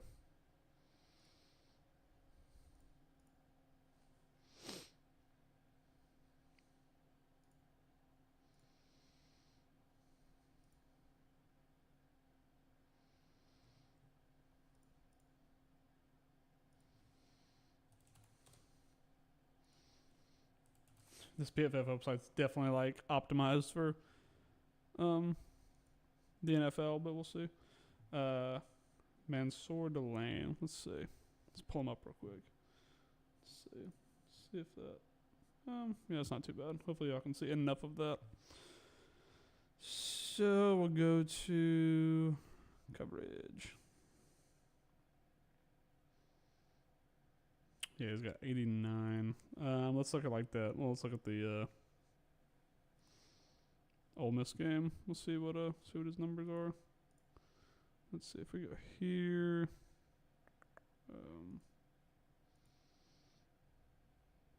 Let's go defense. Oh, here we go.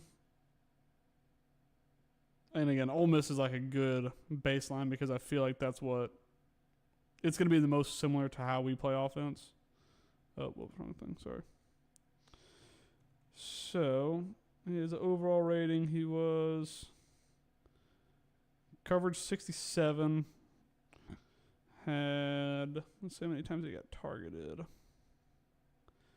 Got targeted twice in this game. He did give up 2 receptions on 2 targets, but got 4 stops, gave up 41 yards. Maybe it's one of his best game here. Yeah, he did transfer from Junior Tech. But again, I mean, he's got a heck of a good overall rating. They had a safety up there that was pretty high, too. Yeah, Deshaun Spears. How many catches has he given up all year? He's got a pick, 2 picks for Spears, 7 breakups. That's nice. Yeah, that leads the team by a lot.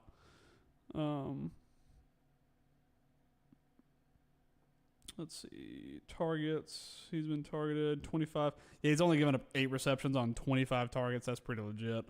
Giving up 66 yards after catch. He's only given up 100 yards all season. That's pretty legit. Yeah, 8 catches on 25 targets is insane, actually. I don't think Bama has anybody that good. I say that. Let's look. Oh.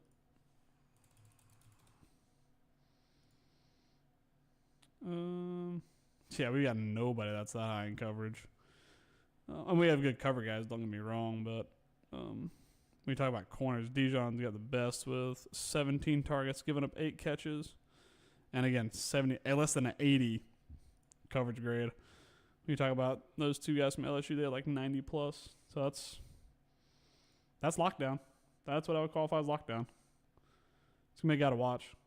Number 4, and he's on this near side this time. He's here. Trying to bounce that outside. Good job sealing the edge.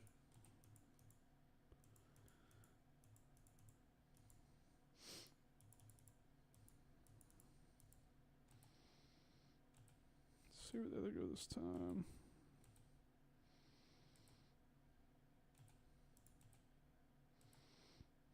A full new look. You can see him down here. That number 4 playing on the near side.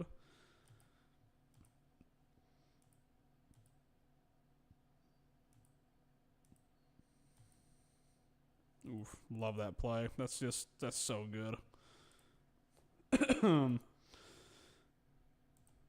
Watch this. That's so nice. Just dragging 8 across the formation, takes his time, sneaks, and then look at the quarterback reading the backer. He's reading this guy right here. As soon as he sees him step, it's never going anywhere but to 8. Easy as you like. That's a good read. That's a good play.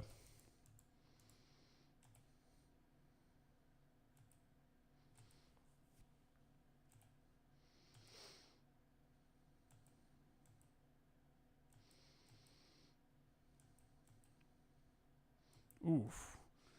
Nasty cut. Gotta go, though. Nah, not gonna get it. That's where you make your money if you're an OC. It's inside the red zone.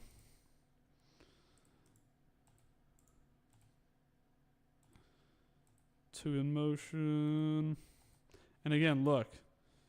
2 over 3. And then if you slide the running back out there, you got 4 over 3. Or 2 over 4, rather. And guess where he's going? Easy as you like. That's just... Look, what are you doing? Look at the guys you have. Look at the personnel. I understand if you're going to run, you're going to run it here. There's 18 seconds left in this half. They're not running the ball with no timeouts. Slide somebody over. Dude, if we get this type of LSU defense, we should pick them apart. Look at this. You have 4. You have 4 guys here. You have 2 here. If you show me a picture of this, just the defense, I'm thinking you got 2 receivers, 2 receivers. Look at how easy this is. All you got to do is have the running back pick up the blitz. Does just enough, and then they slide. It was 2. Like, watch 2. These 2 guys, I believe they drag, and just create any kind of mess or mesh. And you slide him out. Easy as you like. I wasn't even 2, it was 19. That is crazy from LSU. I mean, that is awful. That is awful from LSU.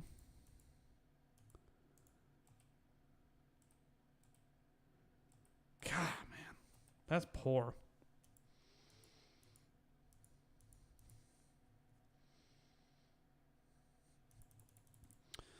All right, halftime. And we can call it a night whenever y'all want to. I ain't trying to be out here all night where you guys don't get any sleep. But, I mean, I'd probably just be sitting watching this game anyway by myself. At least this time I have someone to bounce off of. It's a good thing we don't have a game till late tomorrow, too.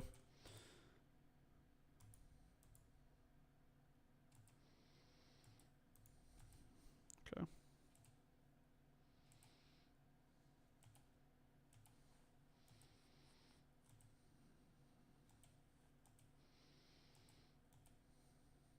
That was a bit of a better job by Nussmeier there. I actually think he went through his progression a little bit, which is good. Don't get another replay, but tight end goes in motion. I hadn't seen that number 14 a lot recently. His eyes are always going to be down here. It's always a read here. But you see this guy sliding outside. Where's your eyes going to go? Middle of the field. Middle of the field. Good job. Better there. No hurry. Yeah, I mean, it's just a chill night tonight, honestly. But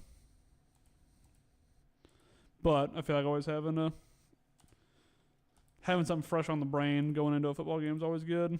Kind of know what to look for.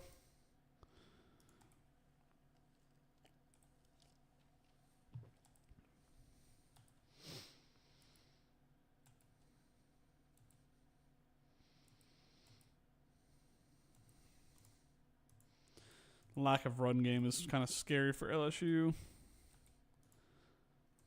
I mean, I'll be honest, they're probably going to have to be clicking on all cylinders to get a chance in that game. Yeah, just getting ready for football tomorrow after a bye. It's been a while since I've actually watched some football that mattered.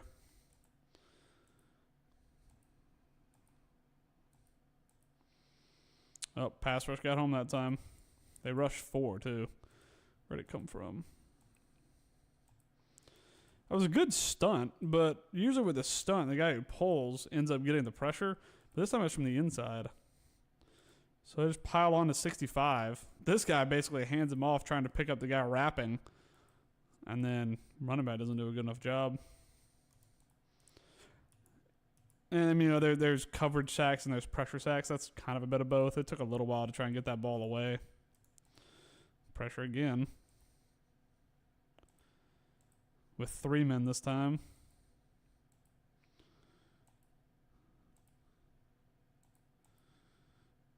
Oof. Where are his eyes? I mean, he's definitely reading this bottom part of the field. Nothing there. He nearly falls over on his own feet that time. And then just bails out of it.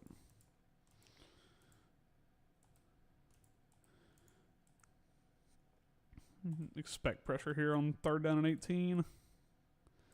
Again, they bring free. They bring 3. Better job coverage that time. Checks it down. It's kind of an is what it is play. Not too worried about defense at this moment. I do kind of want to watch their offense more, but we can just kind of peek and see if they made any adjustments.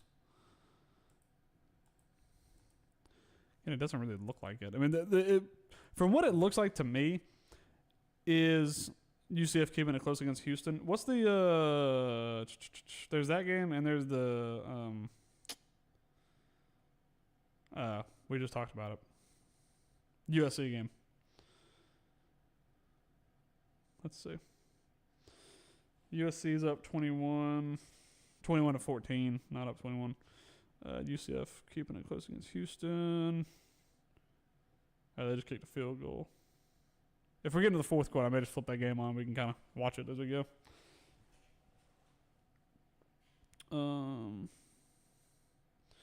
Yeah, 21-14, yeah. Let's see. So the first thing, like, automatically I notice is, again, we see this numbers match up, and they have a deep safety. How many? 1, 2, 3, 4, 5, 6, 7, 8, 9, 10, 11. No, that's 11. So you have 2 receivers, really 1 DB. What's the Tulane score? Let's see. Yeah, UCF just kicked a field goal just to go ahead. Tulane. Oh, yeah, they are playing Memphis tonight. Ooh, they're crushing them. 35-17 Tulane right now at halftime. So you got 1/2. I mean, you got your linebacker here who's probably going to drop into coverage. If you don't, you got 1/2.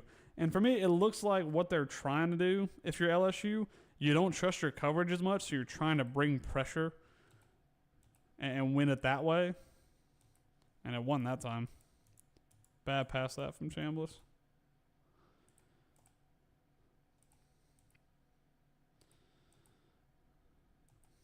Wow, that was just not a good. I thought it was going to be a double pass. That was so bad.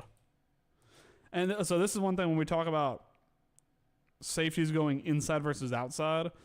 It's always hard to tell sometimes, like when they're stepping inside the numbers. This guy's stepping outside the numbers. So you have 2/2 here, and watch the safety step outside the numbers. See how his hips pivot like that? His hips pivot outside, and then he goes outside the numbers. Watch it again. Watch his hips pivot. That's an instant read for a quarterback saying, you know what, I can't take the deep ball here. Watch his hips, pivots out, and then goes outside. Never throwing the deep ball there. And it's a run play anyway. But when I talk about safeties squeezing versus getting outside, that's what I mean. Another flag. Block on the back. Or hold something right there on number 4.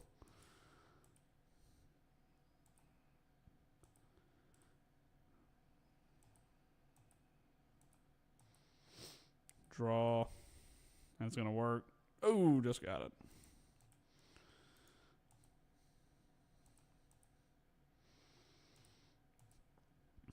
Yeah, the field just empties there. That's just as quick of a read as it could be. Watch, as soon as this backer steps outside, he says, you go up, block that guy, I'm going to follow right behind you.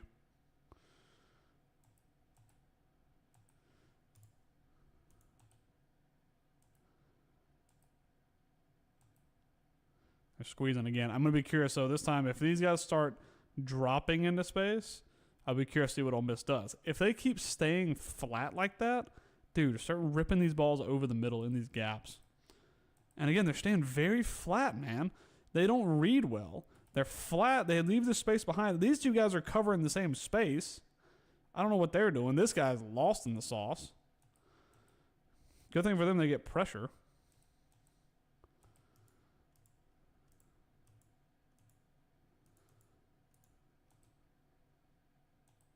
And again, you could see safety stepping up. Like, we don't see it from this angle, but it's no bueno. No bueno.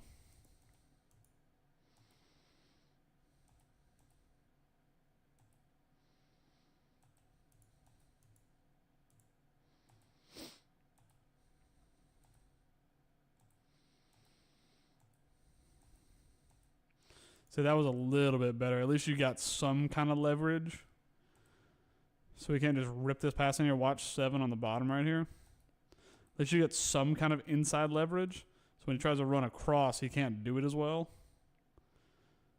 And create incompletions like that. Of course, we're not going to get to see it from the quarterback's view, but, you know, it is what it is. Wow, they pulled everybody from that right side. Let's watch that again. They pulled 2.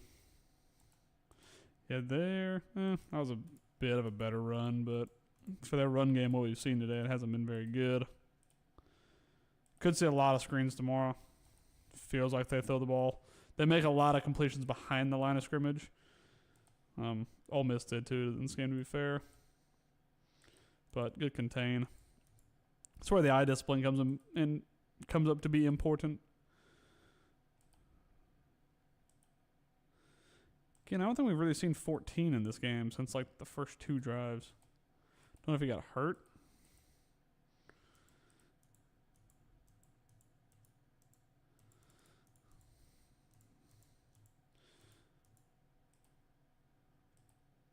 Unless that's him right there. That dude is enormous.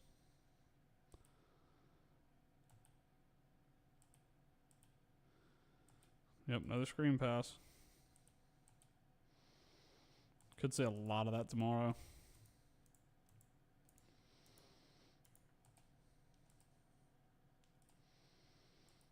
We took a shot that time. Where are we going?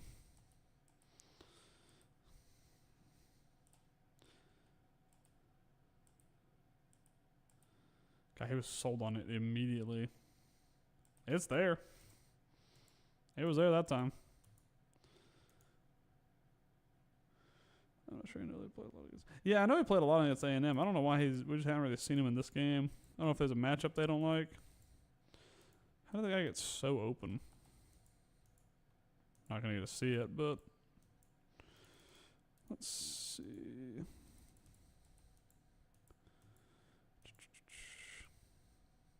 Oh, there he is. That's him right there. 14.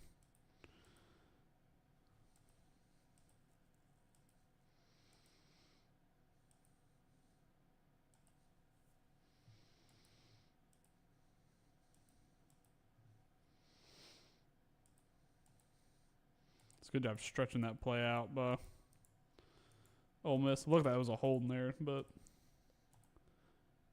they did a good job stringing it along.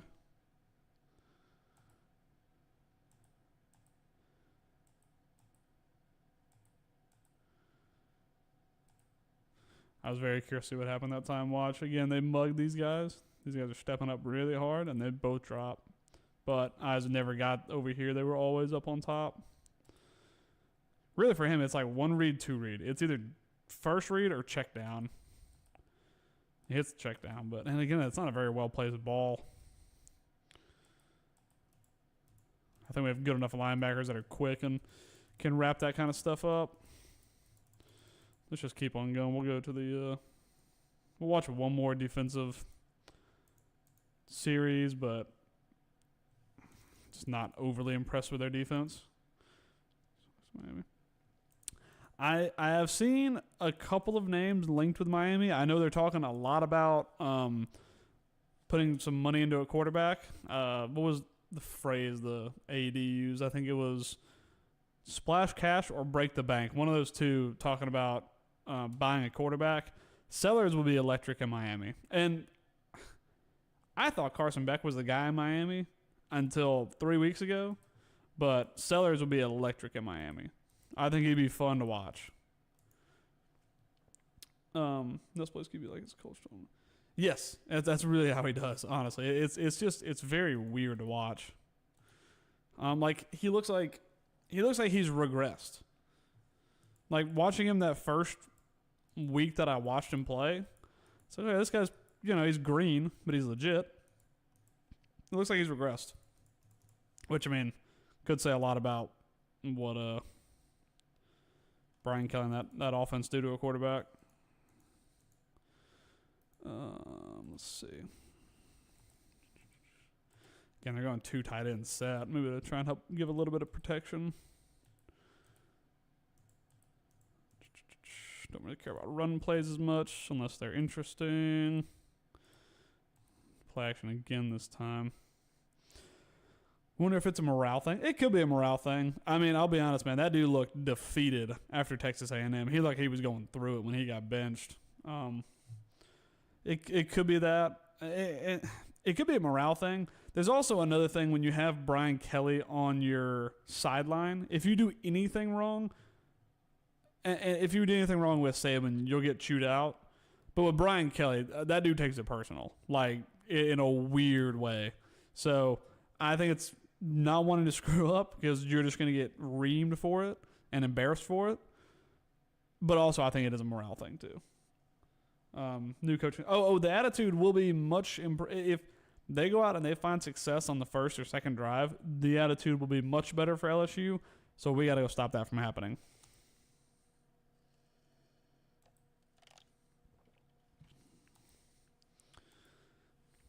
Different look this time from Ole Miss defensively. Brought 3. See, that's a better pass there. New coach. Yeah, and Saban wins, so it's okay. See, that's a good. That's the way I expect this guy to be throwing the ball. And again, they only bring 3. They drop everybody else. But look, waits, is patient, has his read, finds the gap. Like, that's the ability this guy has. He just doesn't do it.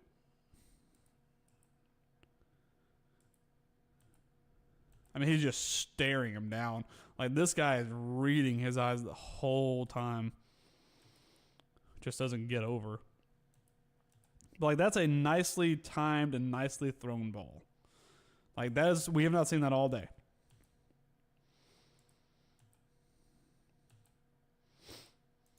What did it look like? Yeah, it's just 1-over-1 here. This guy's starting to drop, but the safety's going to stay inside and take the outside shot. Just got bullied. That was 0 again. Screen. Oh, love that if you're a DB. Watch him just step up and just crush this guy. Steps up. Look at him drop. Look at this. You can tell when he has decided he wants to go up there and just put his helmet into the chest of the receiver. Watch. Kind of upright. Watch him dip his head. Goes down and then just says, I'm just going to run you over so I can get that guy. That is a play right there. That is a good play right there. That's what you want out of your DBs. So we got 3 over. They're kind of going to this like 3 high shell look almost. So the middle of the field is opening up. You'll get guys stepping up or dropping, but yeah, you see this guy drop. So that's where you're trying to confuse Nussmeier and give him some different looks.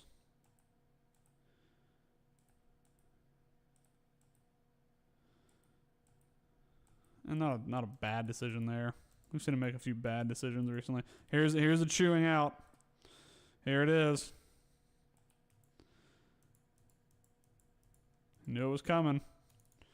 Oh, here's another one. Here's another one. Oh, they cut it out. That's sad. What was the Athletic trivia question? Let's find out. Number 1 overall picks in the draft. Who was the first? Who was the first number 1 overall NFL draft pick from LSU?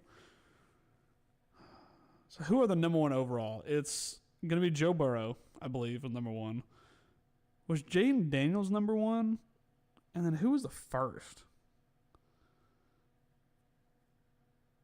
God, I don't know. Who's the first number 1 overall pick from LSU?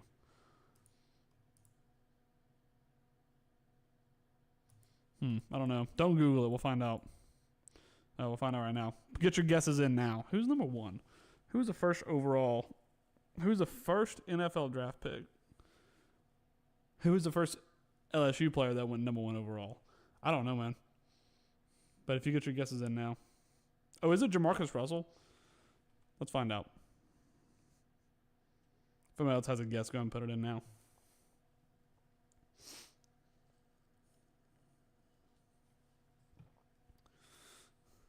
And it was Billy Cannon in 1960. Not a chance. Not a chance. That was never going to happen. This is Billy Cannon, I guess. 1959. LSU won 7-3 because he returned a punt. Wow. Okay. All right. Again, I'm not super interested in them playing defense unless they get busted for a big play. They're going more 2 linebacker set now, and then kind of like almost playing like.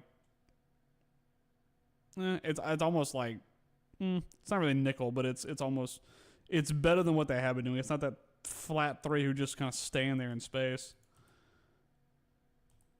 Ooh, that guy got bullied. Ooh, bad throw.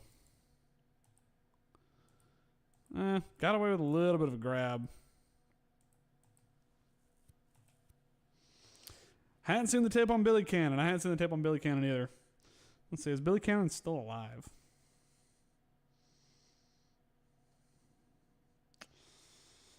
He is not, sadly. Died in 2018.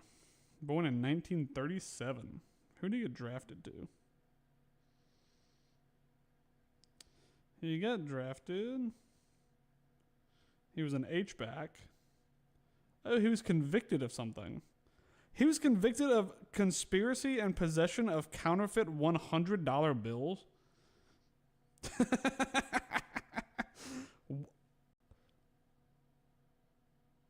He got investigated in a large counterfeiting scheme that involved nearly $5 million in fake money. He pleaded guilty in 1983. Wow, the lore goes deep on Billy Cannon. Where did he get drafted to?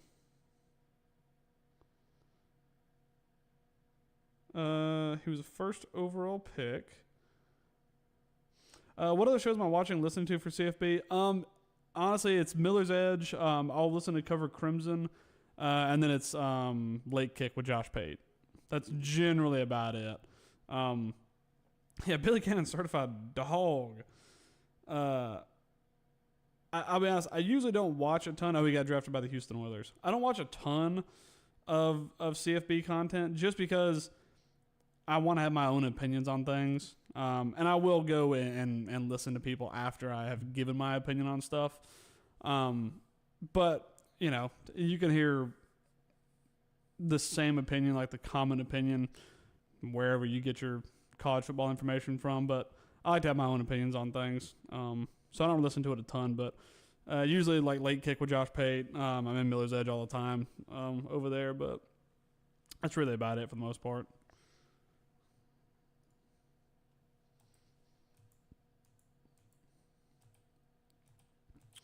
And they go 2-backer again. And they run the same little blitz. Watch like this guy kind of decoy in. That's the second time they've run this today. This guy's going to like decoy inside, dives. This guy comes over the top. Right tackle bought it again as well. Give him one listen. Mac and Cube is pretty good on jokes. Okay, I'll give that a listen too. I know Secretly just feed me. Yeah, honestly, legit. That's honestly how I got most of my information before. You would just feed me information. Like, oh, yeah, that's interesting. Let me go look that up. And then I try to get my own opinion on it. I know like Jake Coker has a show where he gets on. I think we cover Crimson a lot. I'll listen to that every once in a while. Who else do I listen to? That's really about it. I don't listen to any like mainstream. Like the most mainstream I get is probably Josh Pate's show. And I've been listening to that for 5-6 years at this point. So I've been listening to that since it was old, like pre any big deals for him. So that's always fun to watch a guy like that come up and be successful.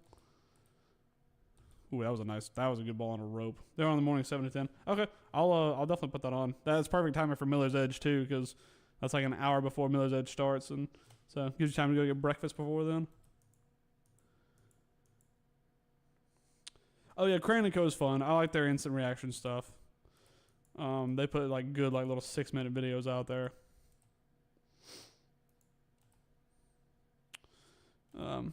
So they go, okay, here's when they go flat 3. And you'll see this space. This guy just freezes, man. He doesn't really know what to do. Because they're going to run this RPO all the time. And look at the quarterback. Reading, steps inside, rips. That's what good quarterbacks do right there. I don't think Ty Simpson can do that all day. Another flag. Shock. Good grief. The penalties in this game are ridiculous, man. I want to see this throw again. This was nice. This is good scramble drill right here. Let me throw that thing on a rope. Wow, what a catch. I didn't see that. Wow, that is an unbelievable catch. Wow. Some good hands there.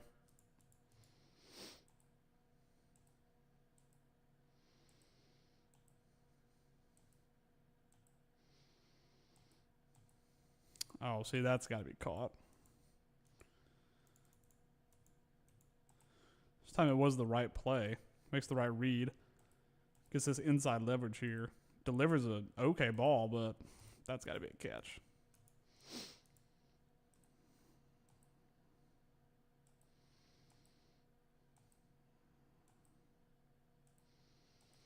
So, and you're going to be reading this guy.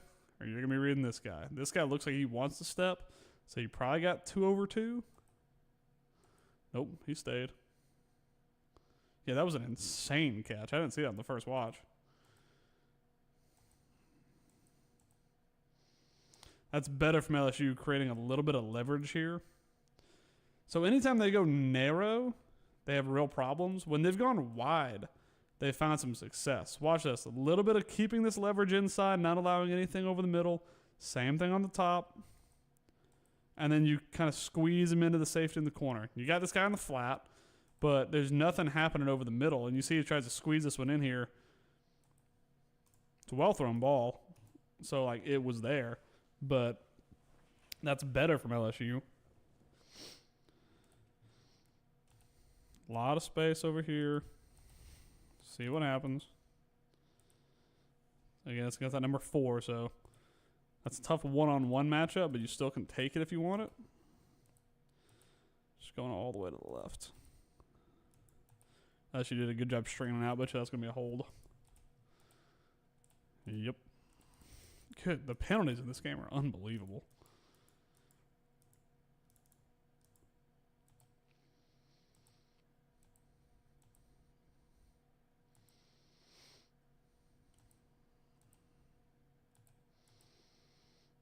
Oof, good throw.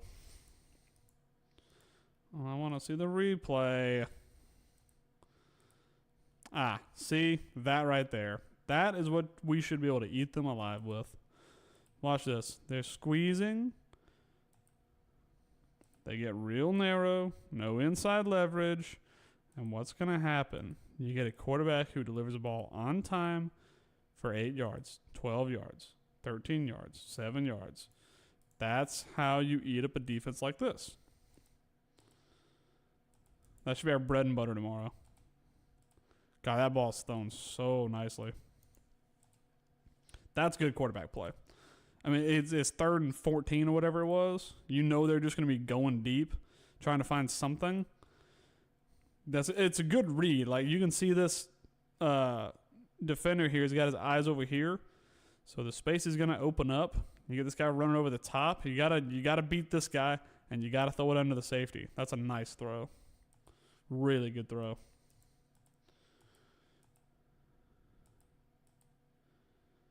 They try that same little thing, that little fake to the shot play. Watch, he's going to go again. Same idea. He goes wheel, fake, tries to get this guy to step down, but he doesn't do it. Does a good job stepping off. But then you got to go through your reads, go through your progression, go through 2, 3, check it down. Now you go. You're never going to go broke making a profit, and then you go make guys miss. That's how you start to win football games. You find success. That's how you go through your progression. Again, they're going real narrow. One-on-one.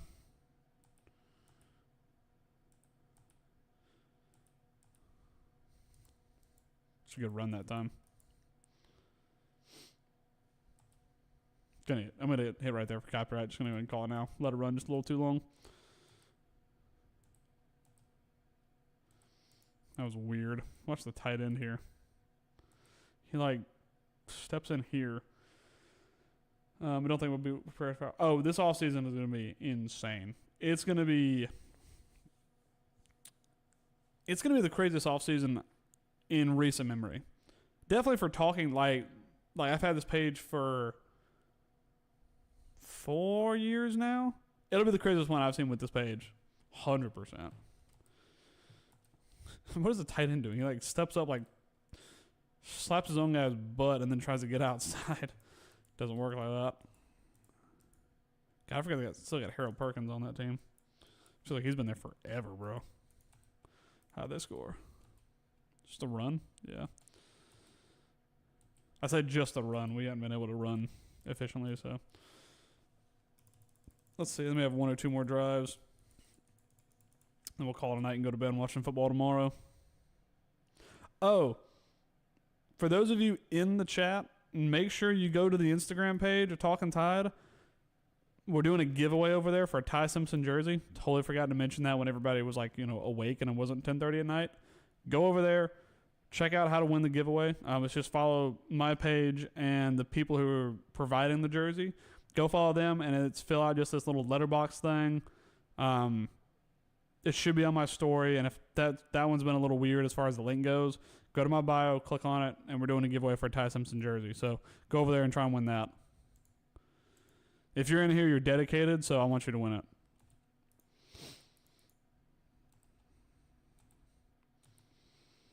So last time they run this set, they run a screen to the side. Let's see if they do the same thing. Nope, it's outside handoff. Goes nowhere.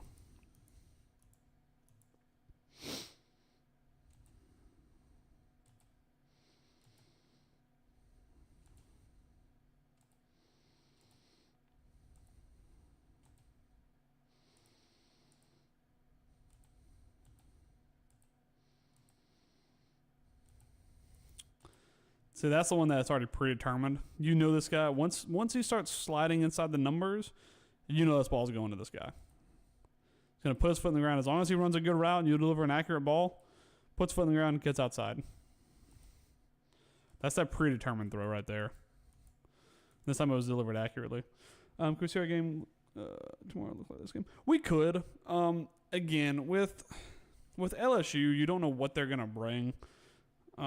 For me, my overall prediction, I would say that they will probably find some success. I just don't see where from, man. This game did not feel as close as it did on the scoreboard. Not even close. Like LSU did an okay job at times of winning the field position battle. Like they would pin Ole Miss deep, but this game is not 24-13. This game is not this close.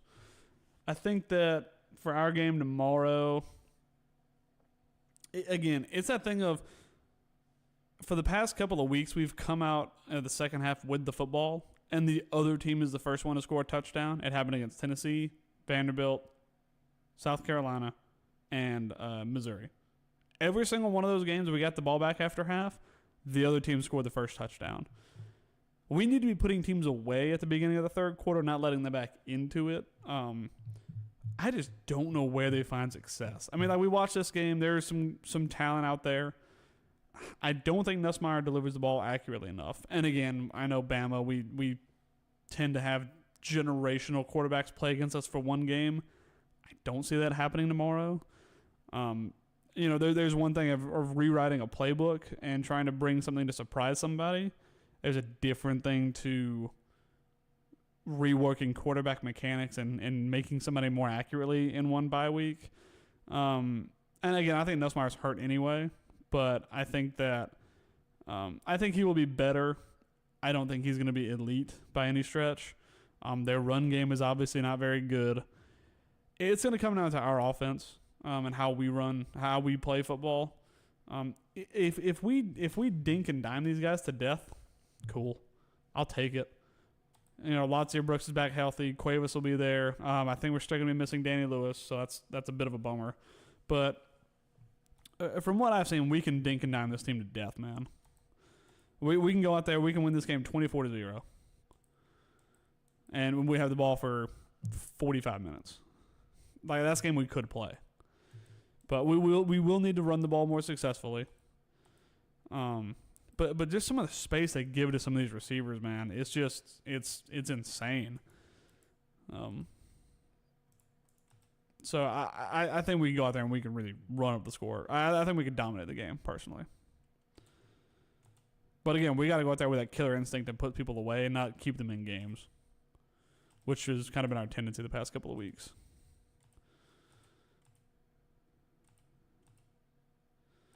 That's the kind of throw I think Nussmeier can make. He just doesn't. Let's see. I was worried this right here. I wasn't worried. I thought this move right here, watch this guy. Can fakes the step and then drops. And Nussmeier's eyes are always down here. I was wondering if he was going to get baited out by that little feely move. But actually threw probably the nicest ball of the day right there. Yes, we need to set up the run. We need to be successful in the run to set up the play action. If you watch the fourth quarter of that game when we started running the ball successfully, the play action was incredibly effective. Early in the game when we were running for less than half a yard a carry, not so much, which is understandable. Decent pass pro that time.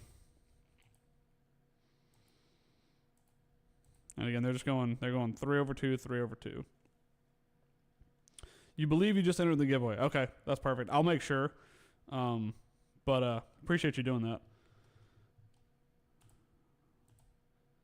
It was cool. I know I want to do a couple of giveaways for the end of the year for like Christmas and stuff like that coming up. But Athletic Threads, I worked with them a lot last year to do some basketball stuff, and they reached out to me this week. So I'm always happy to give back to people who really enjoy the content. Some things against man in the run game. Yeah, it came and when we played in Missouri, the run game was actually really solid until we lost Jam Miller. But so that was nearly nice.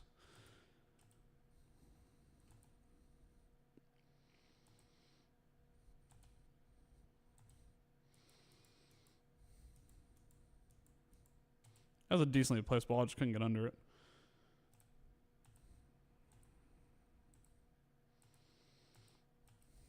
See, that's a much better progression there.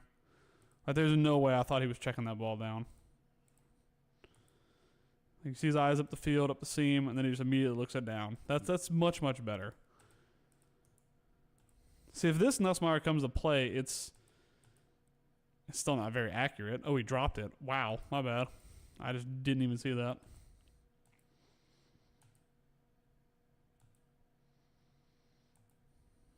Also, third down, we have to win on third downs.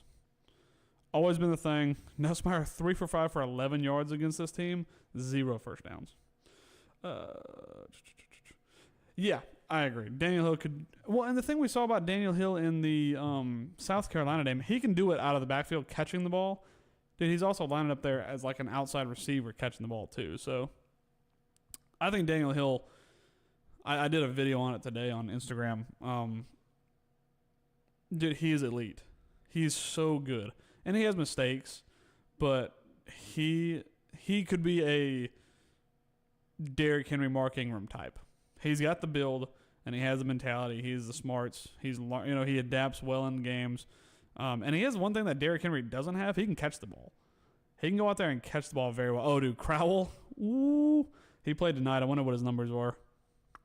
Let me look. Let's see. What were his numbers tonight?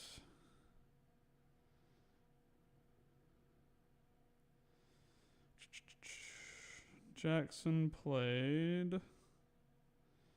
Who did they play? He usually posts them on Instagram. Let me just see if he posts them on Instagram.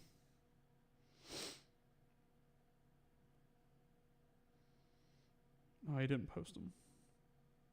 Yeah. You were saying it preseason. And look, you were right about that. He is a dog in the backfield. But you got most of your information from NCAA. So there's that. Oh, him and Deer are going to be a problem. I want to see more AK Deer, but the running game just has to be better overall, I think, before we start really kind of digging deep. Oh, they're playing right now. What's the box score? Oh, was it already playoffs? This was a playoff game? Oh, final was 34-0. Do we have stats? I don't think we do. Have to wait for him to post them, I guess. Just go to feed generation. Yeah, well, the thing is, like, we gotta get an O-line that, again, doesn't pass block. We need to run block. We need to open up gaps. Great scouts take all things into account. You're right. Let's see. Oh, no, that's his basketball stats. I don't need that. Yeah, I guess I didn't post the stats yet for this game. But yeah, they won 34-0. I would probably gander that Crowell had something to do with that. Oh, they put up 20 in the first quarter, 14 in the second quarter, and then they just ended the game after that. Huh. I'm sure we'll see before the end of the night what his numbers were. Let's see.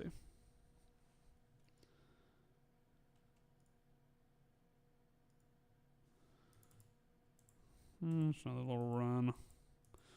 Not too interesting. They predicting the play for us? Ooh, maybe. Wow, that was the...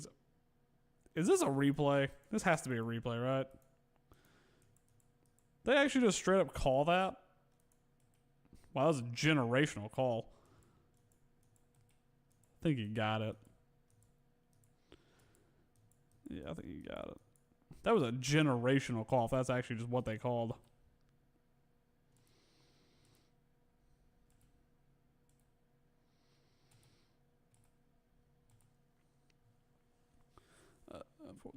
Dude, if Horton comes back, because we're going to lose Germ, but we'll have Horton, Brooks, Ryan, who else we got? We got... I'm sure Rico Scott's coming back. Cole Adams will be back. Sedarian Morgan's going to be in town. I'm excited to watch him play. He plays at Benjamin Russell. He's like, from where I live, he's genuinely 15 minutes away. I need to go catch a game just to watch him play. I said it this year, the wide receiver room's as deep as anyone in the country. Next year, it's going to be the exact same. It's going to be good next year.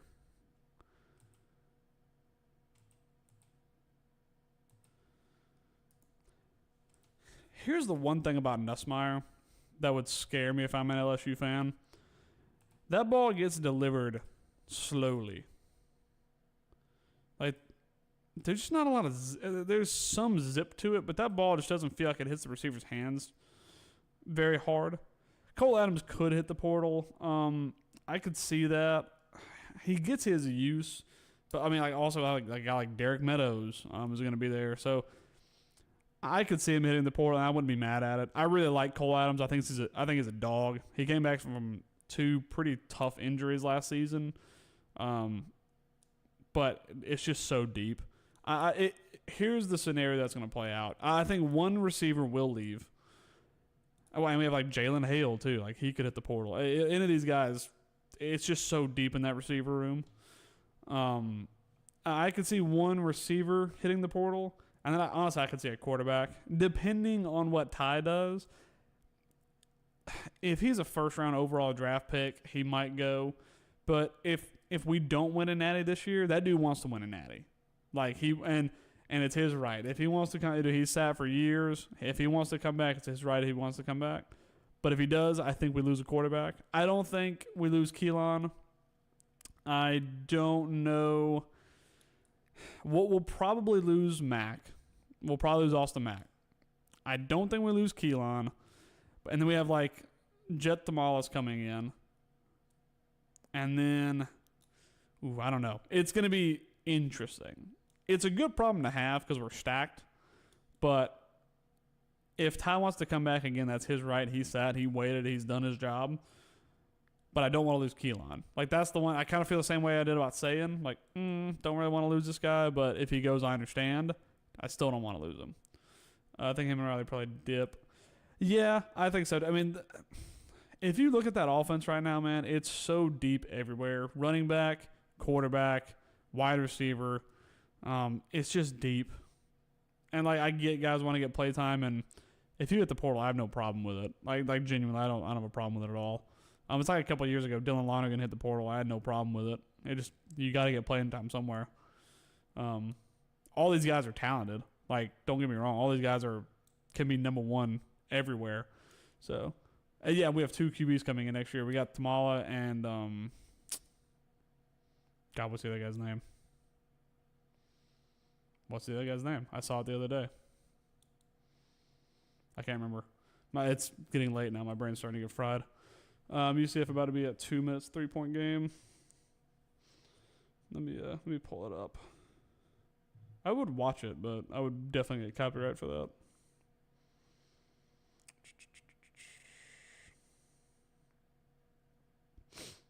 Oh, and Bama plays St. John's tomorrow. Totally forgot about that.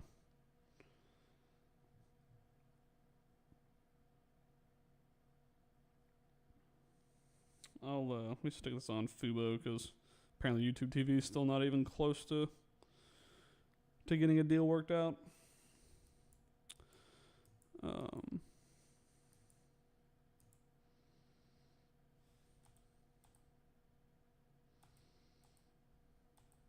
no separation there. UCF Houston, that's what I'm looking for.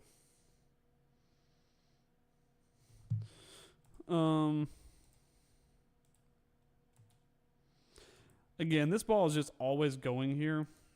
And again, I get it. It's second down and 1. Like, you can take the shot.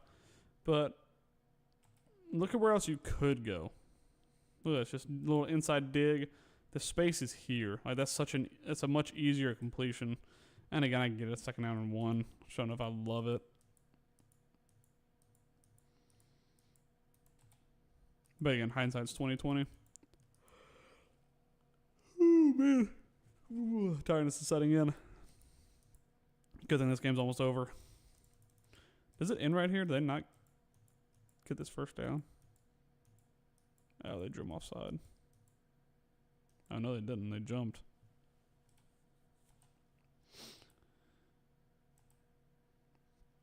Ole Miss has done a much better job this half of keeping positive numbers over the top.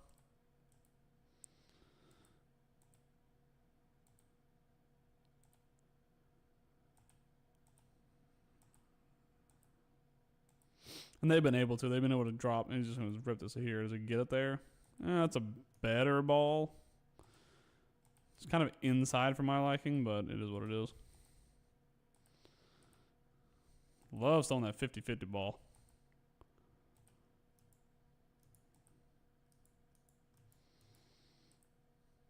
My thing tomorrow, I see a lot of shot plays coming. Like, I mean, why not throw it up to the end zone?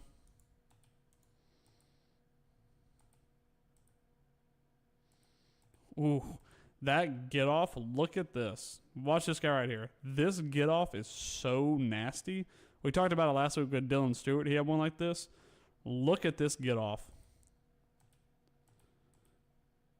Boom. Look at that get off, dude. It was almost offsides, but if you time it like that, ooh, that's nasty. And it works. That get off is so nasty. Can't tell which one's playing. There we go. 57 got no shot.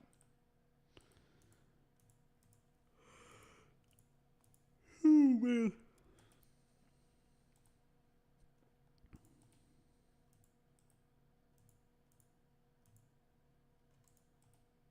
Just like an inside something. Yeah, just a little handoff inside.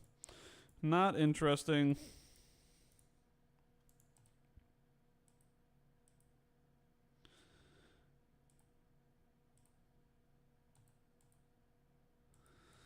Oh, but they scored on it, though. It's the first, like, kind of successful runs that they've had. Yeah, let me see if they have another possession after this.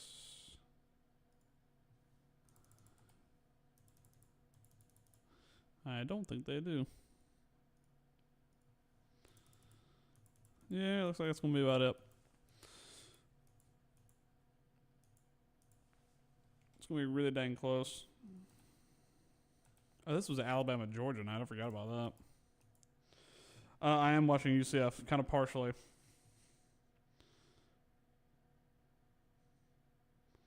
Where's the ball at? Whoa, those jerseys are kind of clean, though. Those blue jerseys. Oh, they fumble that? Oh, they fell on it, though. Ooh. That quarterback took a shot.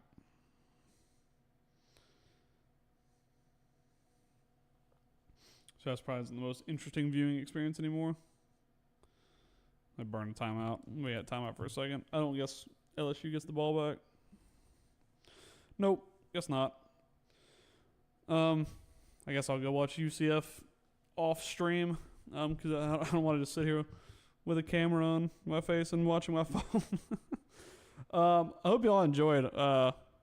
It's good to have football back. It's only been 1 week since the bye, but I'm excited to have football back tomorrow. Gonna go out and actually watch a game, even though it's gonna be a late one. It was a late one tonight, but I'll be up till probably about 1 o'clock, 2 o'clock driving home.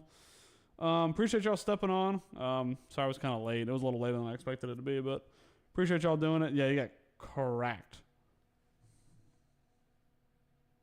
Oof. I mean, they're in field goal range, so I expect them to kick a field goal, but appreciate y'all jumping on. Again, don't forget to go join in the giveaway. Like I said, I want to get something back to you guys for supporting the page like you do. Oh, and he threw a pick. Oh, that was just awful. That was a terrible throw. Yeah, man. Enjoyed it, Jake. Good to talk to you, man. Always a pleasure. We will, I'm sure I'll be talking to you tomorrow sometime during the game. Enjoyed it. Hope y'all have a good night. We'll see y'all tomorrow, and roll Tide.